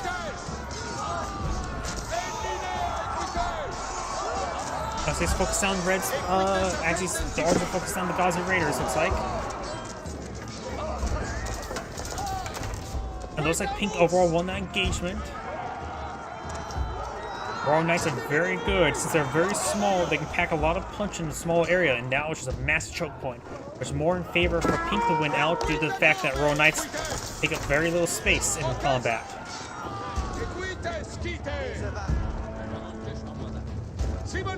So Pink has lost the majority of his spearmen, but so has Red. Does pick up some of these lone reinforcements as well.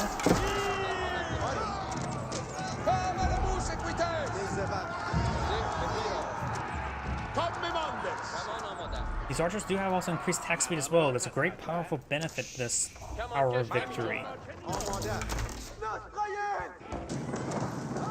Alright, torch down the sacred site now.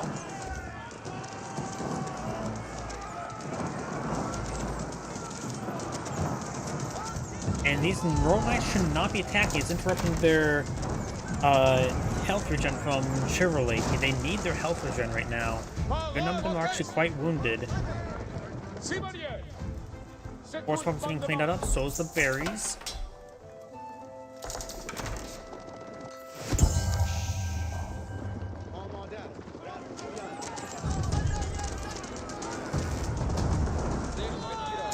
Red's now getting out some siege engineers. It'll take a bit of time for that to be completed.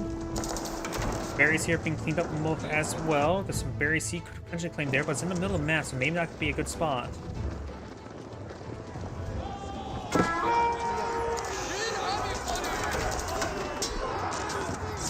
Let's get a spear brace there, taking out. Does not take out that Royal Knight there. Gazuri is trying to hit these forces there. Archers need to focus on the red spearmen. Gazuri have mostly gone down. Royal Knights are taking a beating as well. Still some of red spearmen are still alive. Royal Knights being picked on off by those spearmen. Pink has lost his fight, starting to fall back now.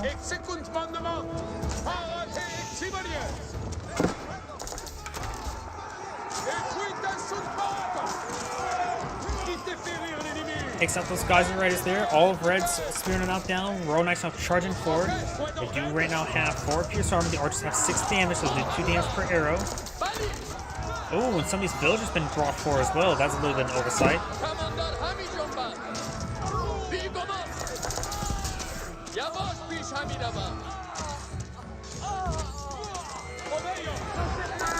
And now it's just archer versus archer. Pink needs to fall back. There's too many red archers here. There's 34 versus 14.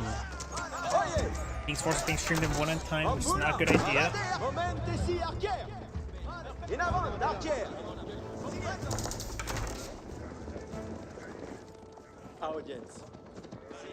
Got some Royal Knights now moving all along the left side. Got these archers falling back as well.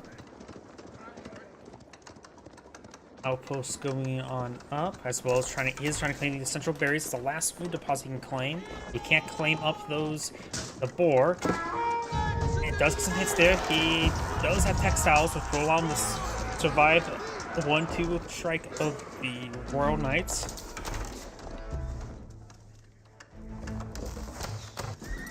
Pink's also claim up these berries as well. And there's still 1 force pupper there. I got some wood, so both sides need to start eyeing to transition to farms relatively soon. Last these berries being cleaned up. Force pupper. So 1 carcass here with 29 food. That's not important. This may be a future site for a castle based on the placement of this stuff. Does include a villager there. Pink does have almost enough gold to age up. Down south.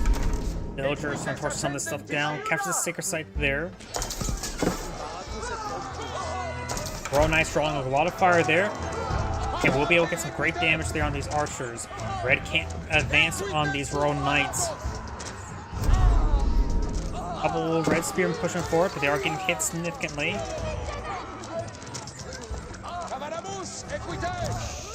And does back off the next spearman there. And it looks like Pink does have a lot higher quality army, but ever so slightly. Their numbers are very similar as well.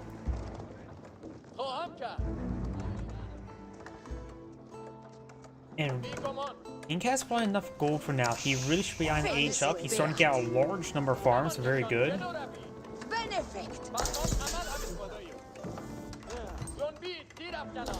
Let's look at the gold of the map as well. Pink is definitely going through his gold much quicker than his opponents, as he is going for a large number of Royal Knights. His opponent has been maintaining passive gold income, been utilizing it. We got these palisade walls going on up. When it comes to gold, there's large parts here and small one here. Large one here, small one here. Looks like the gold placement is a little bit better for red, if I take a guess. With the amount of large size of the map, it may be better for the French player to go for the Guild Hall. The Guild Hall will allow you to get out a lot of stone potential in order to get a large number of castles on the field. Red's taking a good time to start decapturing these sacred sites. This one's not started being captured on up.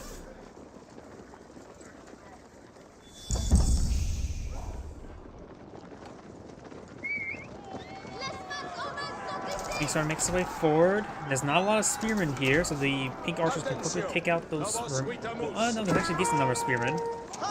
Some red pink archers do get hit. Trying to fall back now. The second sites have been captured, so none of them are currently captured. The 9 delis on any gold income.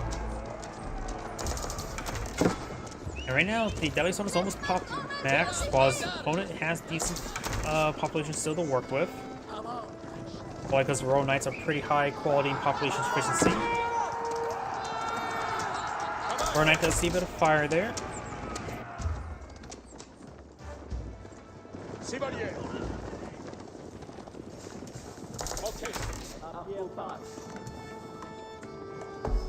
Looks like the mill is placed a little bit too closer. Looks like there's room for farms there. That mill is definitely placed a little bit too close.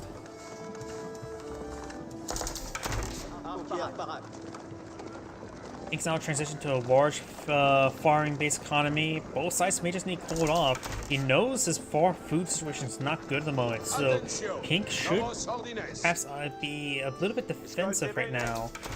Pink is now also eyeing for his opponent's boar. This is risky. He's also claiming the stone here. Maybe getting enough stone for a castle in this region would be useful. He does have outposts here as well.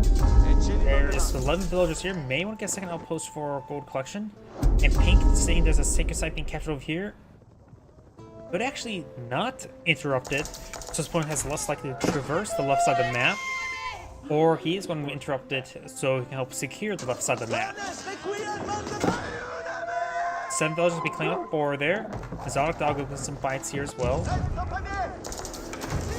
Takes out the Scholar there, which does pick him off. He needs to make sure he does not advance over there, so keep that 4 and stone hidden.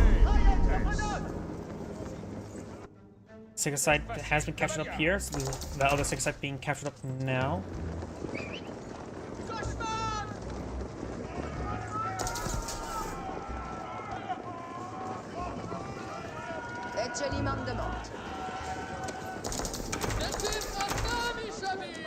Si, comprendo.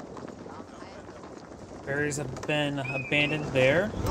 They're not a great source of food, just a source of food. He does have a bit of wood to work with. 1 villager does go down. Pink has a good number of villagers right now.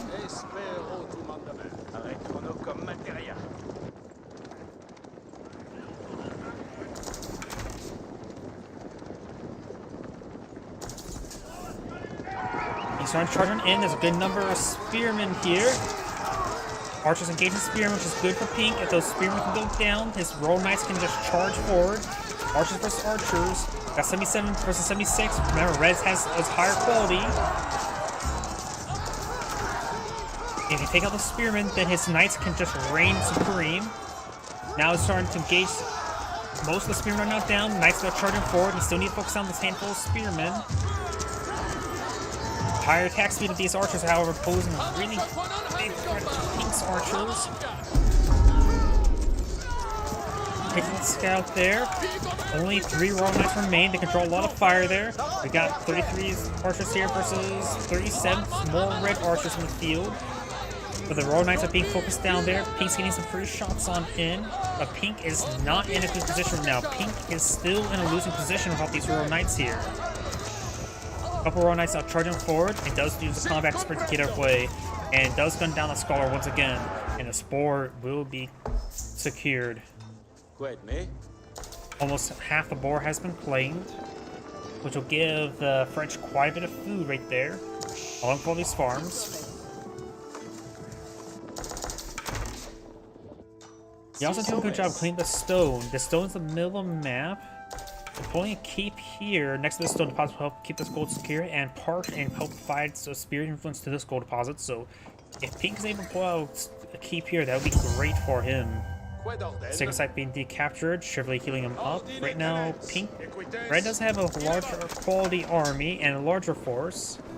But I also been forgetting to mention as well, a good number of those are scholars which have not been used in combat. So that quality is actually a little bit misleading. The scholars were used in combat for healing purposes, then that will change its story. In this case, it's not. And Delhi Sultan is actually rapidly going through his wood. This is the last wood deposit. As I mentioned beforehand, I said the French will go through his gold quicker since he's actually been using units that's been spending gold. I forgot to realize that the fact that the Delhi Sultan player has been spending a lot of resources on units that cost wood. And so he's now in his last major wood deposit. This Delhi Sultan player is running low on wood. He's going to have to start claiming up these small wood deposits in the middle of the map soon. Which will put him a bit of an issue. Granted, he does have some late game units that don't require wood. The elephants. Our elephants do cost food and gold. Very heavy in gold.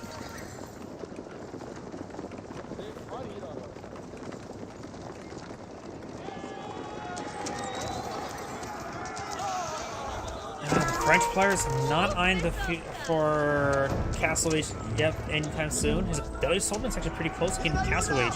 He just needs more gold miners, some more gold diggers.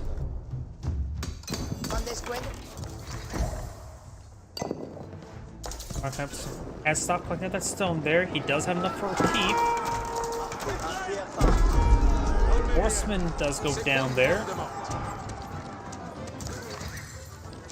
Sacred Site now has been decaptured there. Sacred Site being captured there.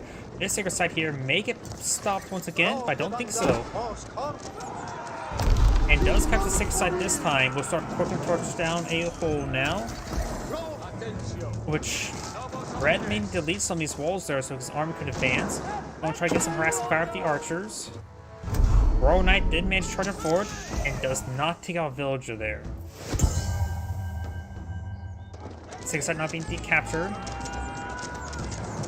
Now, do have a compound, a defender being deployed on the field. Can't remember what that one does. Infantry units can build stone walls, gates, and towers, reduce the stone cost of buildings and their emplacements by 20%, which will make your keeps cost 720. And Ink is going for the guild hall. Very nice. I do like seeing the guild hall. It is basically a bank without you have to make any initial investment. The more I was going to read it off, generates stores of resources over time. The more resources stored, the faster they are generated. Subtraction one of the 4 resources, including stone. This combined with the Red Palace, you can get a lot of keeps everywhere with the powerful Arbalest emplacement. Both players now in Castle Age. Pink does not have a lot of gold for research at the moment, so Pink may hold off for a moment. Though his opponent is Delhi Sultanate, which he can't get research quickly. So there is a bit of a timing window for Pink over Red. Now Red has access to cheap keeps. That's 900. That's probably not the case, because I probably have him technically selected. Pink does not have enough stone for a keep at the moment. Royal Knights may not want to lead the charge there. There's the veteran Royal Knight, which will give him a good amount of extra health and armor. Veteran Archer research on the way, as well as more pierced armor. Red is trying to lead this area single fire, gain some Lancers out. Pink's Archers now firing away. If they can clean off all those spearmen, the Royal Knights and Horsemen can charge forward. Now he's trying to gauge those Lancers. Horsemen getting tied up in melee by the spearmen. Those will keep the spearmen forward, having those horsemen charge forward like that. Royal Knights trying to find angles there, but right now this organized environment makes range combat very good. Veteran archers, of course, have extra health and damage compared to regular archers. 6 damage versus 8 damage, and 80 health versus 70 health. Of course, they still have increased attack speed.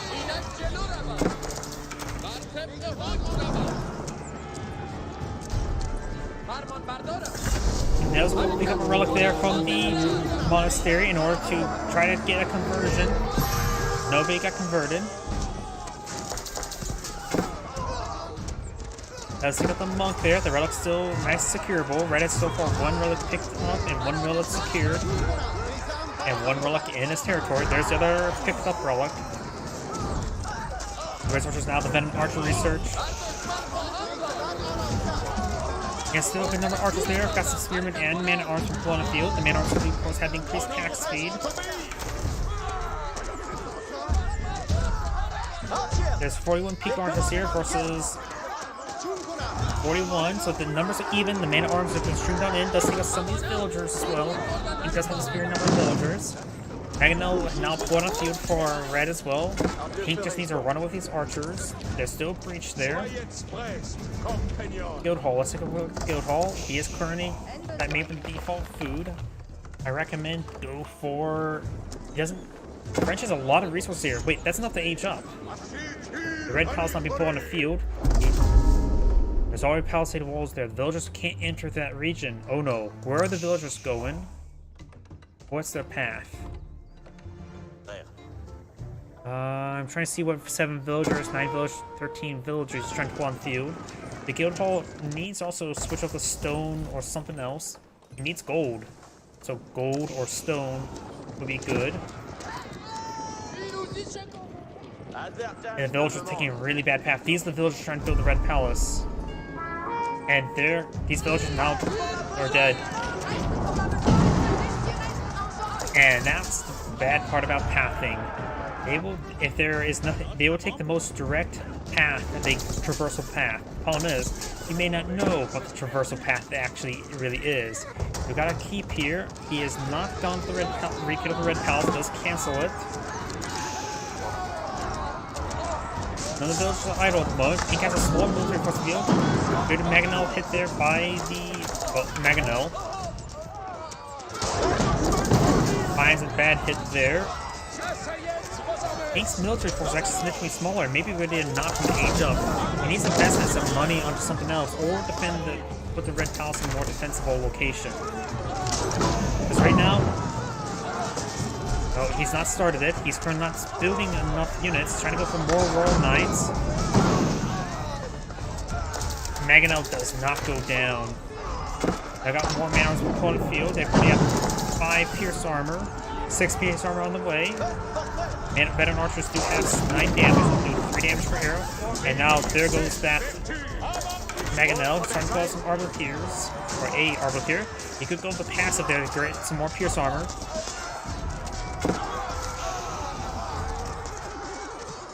Guild Hall is going for stone, very good.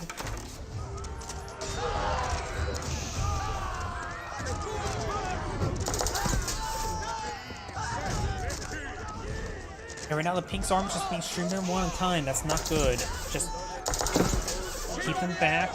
Get them. Don't stream them one at a time. He does not have enough food now for the Red Palace. The keep here will provide some good defensive position. With Red's meager force falling back, now is maybe a good time to actually get the Red Palace out. He does have a good number of villagers here. But next to this very large gold mine, I still recommend it right there. Nice push going on forward, and nice to get force on back. And start charging forward.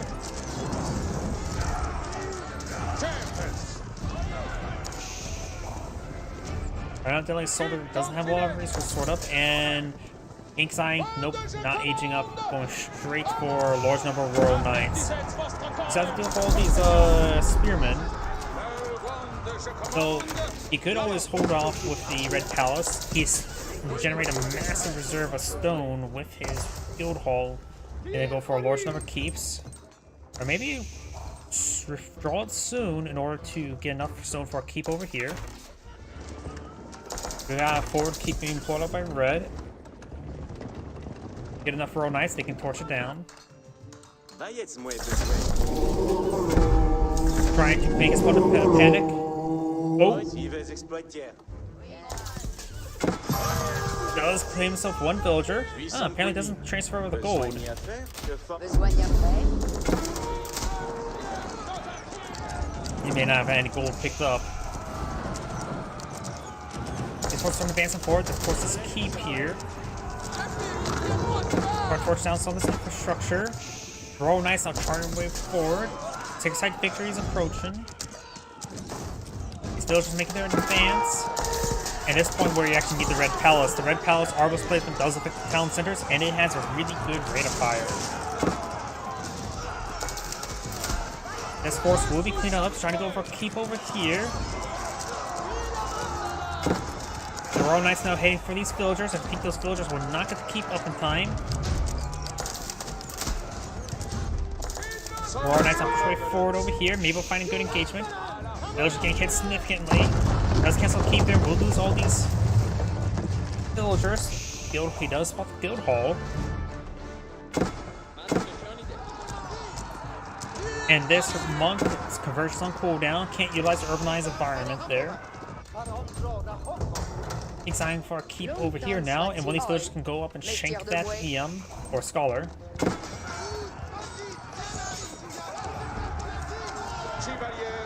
Royal Knights doing a bit of fire there.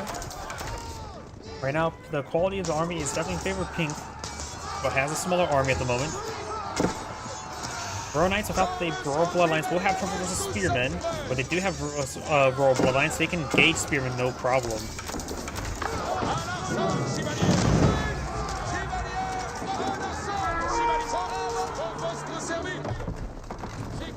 I go for another keep over here. This one will not be interrupted. May be able to get some kills though. Large number of these villagers are exposed, and the other Soldier can use these locations as additional town centers. Pink's keep will go on up. He needs to capture that sacred site as soon as he can, not only to stop sacred site victory, also to prevent the gold being collected. Go for court architects. And the cheaper keeps will make him so there's going to be a lot of keeps in the field, while his opponent has the guild hall to get even more keeps on the field. Guild hall has enough for a keep.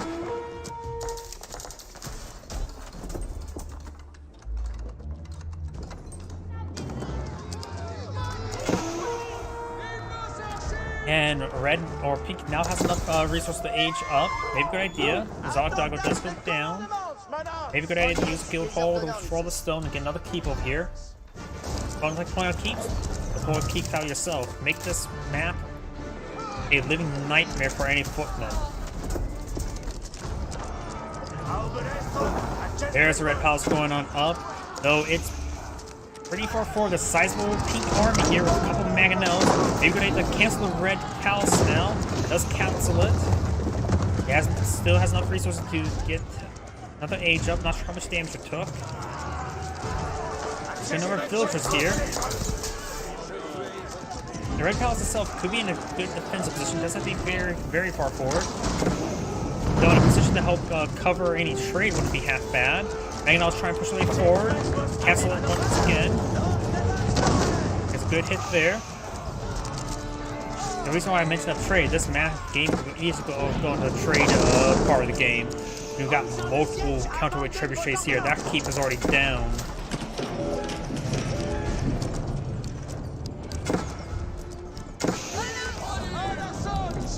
Maybe deploying the red key palace on the left side of the map wouldn't be half bad. Screwball push way forward, which in looping Pope is dead. Trebuchet's actually got some decent hits there.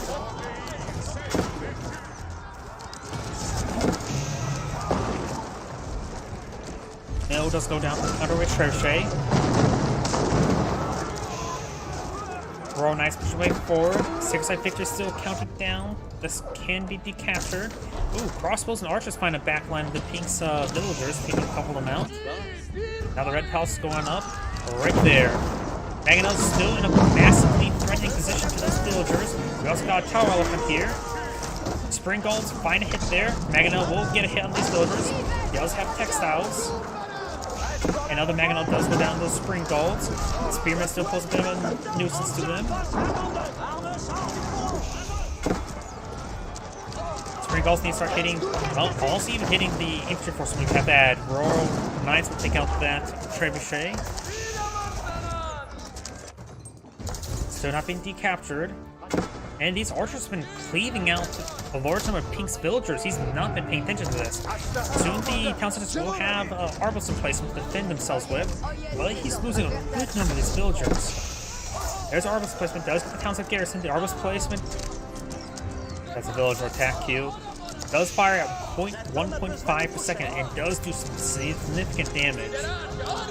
Pink's lost a good number of villagers. 74 villagers killed by red, 30 by pink.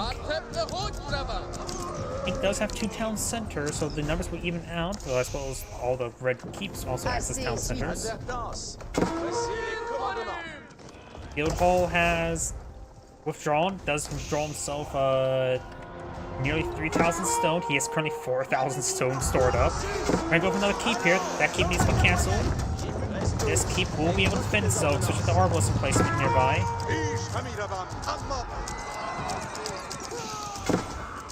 The Arbalest placement will destroy this entire force. This keep is not an enemy threat right there. And Pink could start eyeing for a line of keeps in order to get on trade network.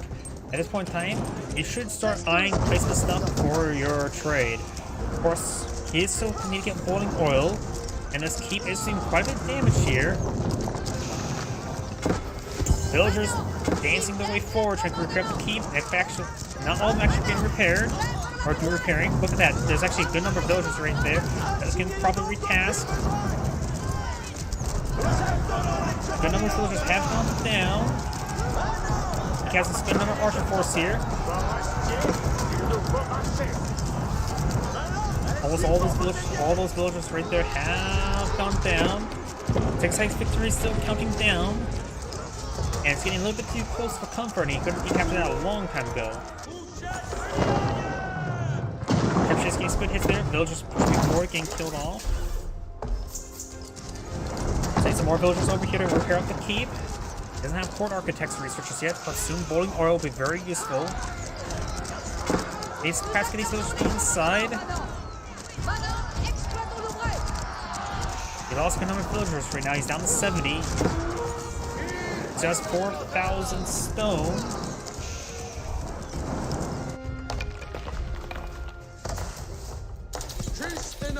As the elite Royal Knights there, now the battering is pushing way forward. The Arbalest placement will actually do some decent damage to the battering ram.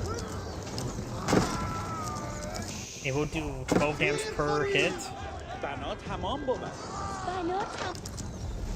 They're just going to start torching down the battering ram now.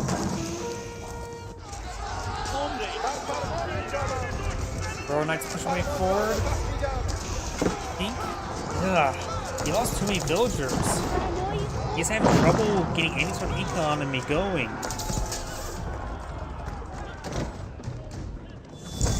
While Delhi Sultan is maintaining maximum income.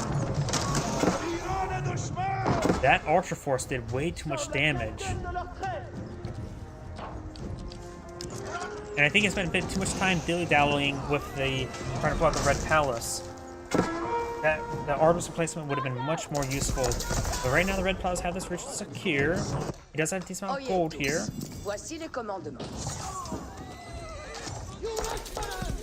He's been on the defensive for quite some time. He's getting out more Royal Knights. His force is just non-existent. He only has level 1 economic upgrades as well. His one does have level 2, so that's a big problem as well. So he does have 30% discount on all of his military units, basically. Or 25%, I should say. Oh, just 20% now? Oh, was that nerf? I thought it was 25%. I guess it's just 20% now.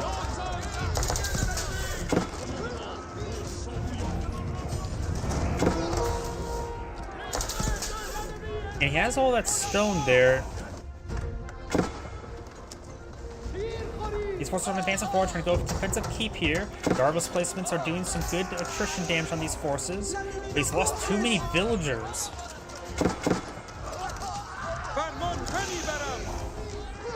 Yeah, he's lost too much villagers. Now we've got the Hizar Academy. Actually, I don't know what that one is. Oh, that's the food per minute. Yeah, that's right. Whenever I see that name, I always get... I can't remember what it does, but it's that one. Now peeks down a large number of villagers.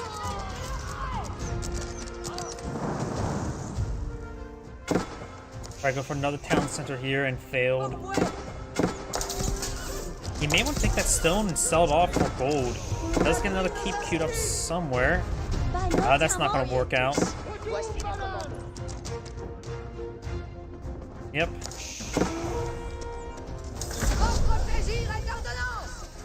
Red's villagers are now shanking Pink's villagers. Yep, and it's going to be a slow decline for French. But honestly, it's been a pretty rapid decline. He's down to 42 villagers.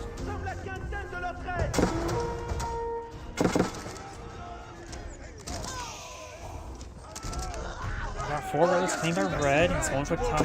Oh, everything, I should say, including Tithe Barn. Royal Knights charging forward. They're not going to last one too long. This one's been deploying a healthy number of spearmen.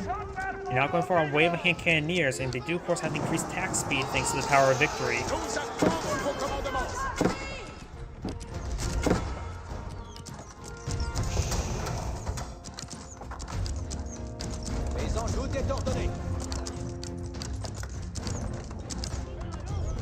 He still has a good amount of stone to work with.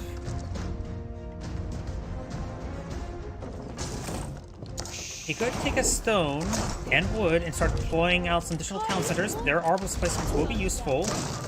Does that decent amount of spring balls to hit battering rams? That's good. His opponent doesn't have the, what was it called? Not lightweight beams. Field engineering? Field works? Where's the siege workshop? I mean, I know he has a siege workshop somewhere. That's blacksmith. Wherever a siege workshop may be at, the one that gives improved health for your siege units. Oh, no, that's University Tech. It has University somewhere, but increased health also increase the armor, greatly protecting some from the Arbalist placement. But he could need to just go for town centers somewhere. These villagers inside keep there a little bit late. Holding on to gain some good damage there. Of course, got multiple Arbalists in placements now firing away. Though he's actually hitting this wall segment, which means this keep is not in the fight, though the Red Palace is now annihilating this force here. The reason why I'm bringing that up, the Arbalist does 62 range damage. Gain the construction, what's it called? Construction materials, it gives increased health, but also plus in Pierce armor will negate most of the Arbalist damage. He should have been placing some additional town centers, but a bit more defensively.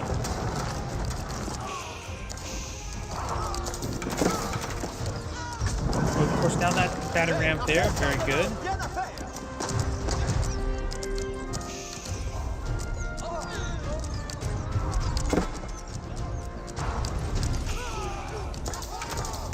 Let's get some good damage there.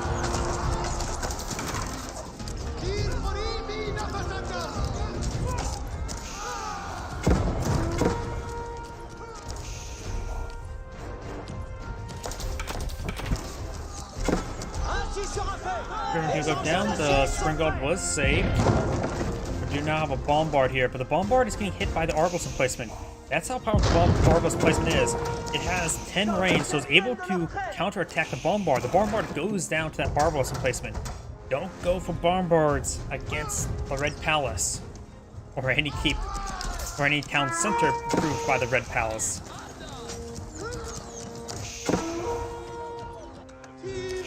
Alright, for another keep here. Some of these villagers will be going down. The Arbalist emplacement is hitting these guys. A couple of them.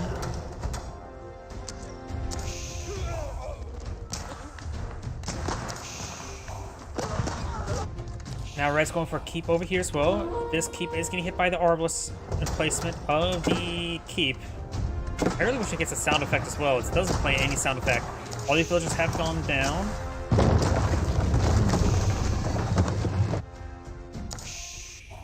The guild hall. He's going for more stone. He has withdrawn some more stone.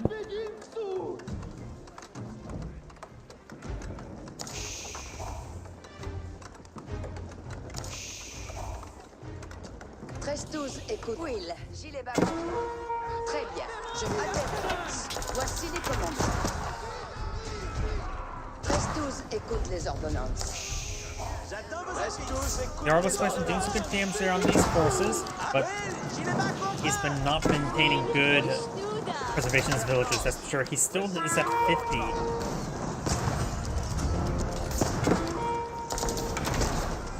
This keep, Town Center should be able to protect himself thanks to Arbalest emplacement.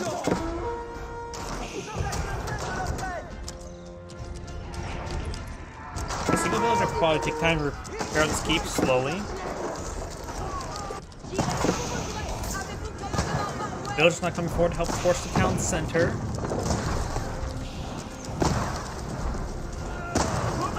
At least almost had to spend most of his reserve resource as well. So these Arbalest emplacements are doing really good work, that's for sure.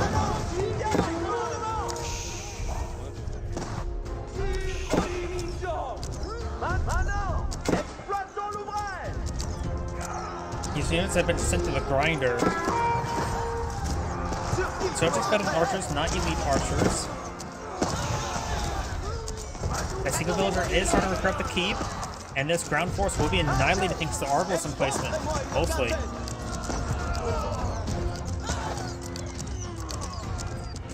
These forces are positioned forward, of course the primary town center has Arbalest placement. There's a keep here.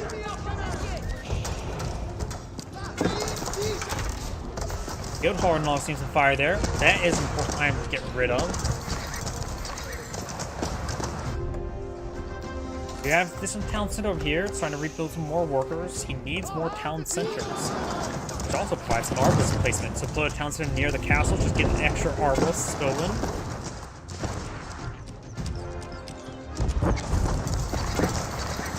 The French player has no access to gold, so Guild Hall could have been useful playing on gold if needed.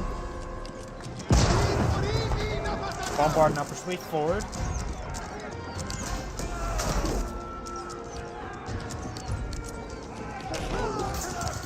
Some villagers inside the town center at the moment. Archer gains some good damage here. Spring Gold gains hits on the Bombard. Town center could hit the Bombard to hit it significantly. Yeah, it's been a slow decline. Spearman here to protect. Red has expendable amount of villagers. Pink has not expendable number of villagers.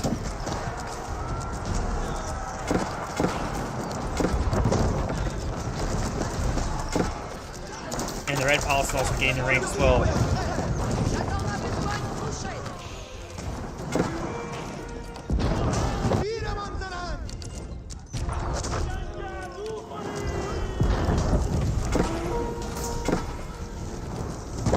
Town center has been destroyed, leaving 2 landmarks left, and he's not going to advance onto the Red Palace without trebuchet. He needs trebuchets for that. The Bombard would not last long. Right now, these Bombards are getting hit significantly by the Arbalest emplacement. Look, that 2 Arbalests are... There goes that Bombard. Spearing goes not pushing forward as well. And there goes this Bombards. So, I guess what you guys learned about a couple things about this game. Keep your villagers alive. And be careful of the Arbalest emplacement. Do not use Bombards. Do not use battering rams against the Red Palace, because that won't work as well unless you get the resource to increase the Pierce armor, because when the Red Palace is fully garrisoned, that is... what?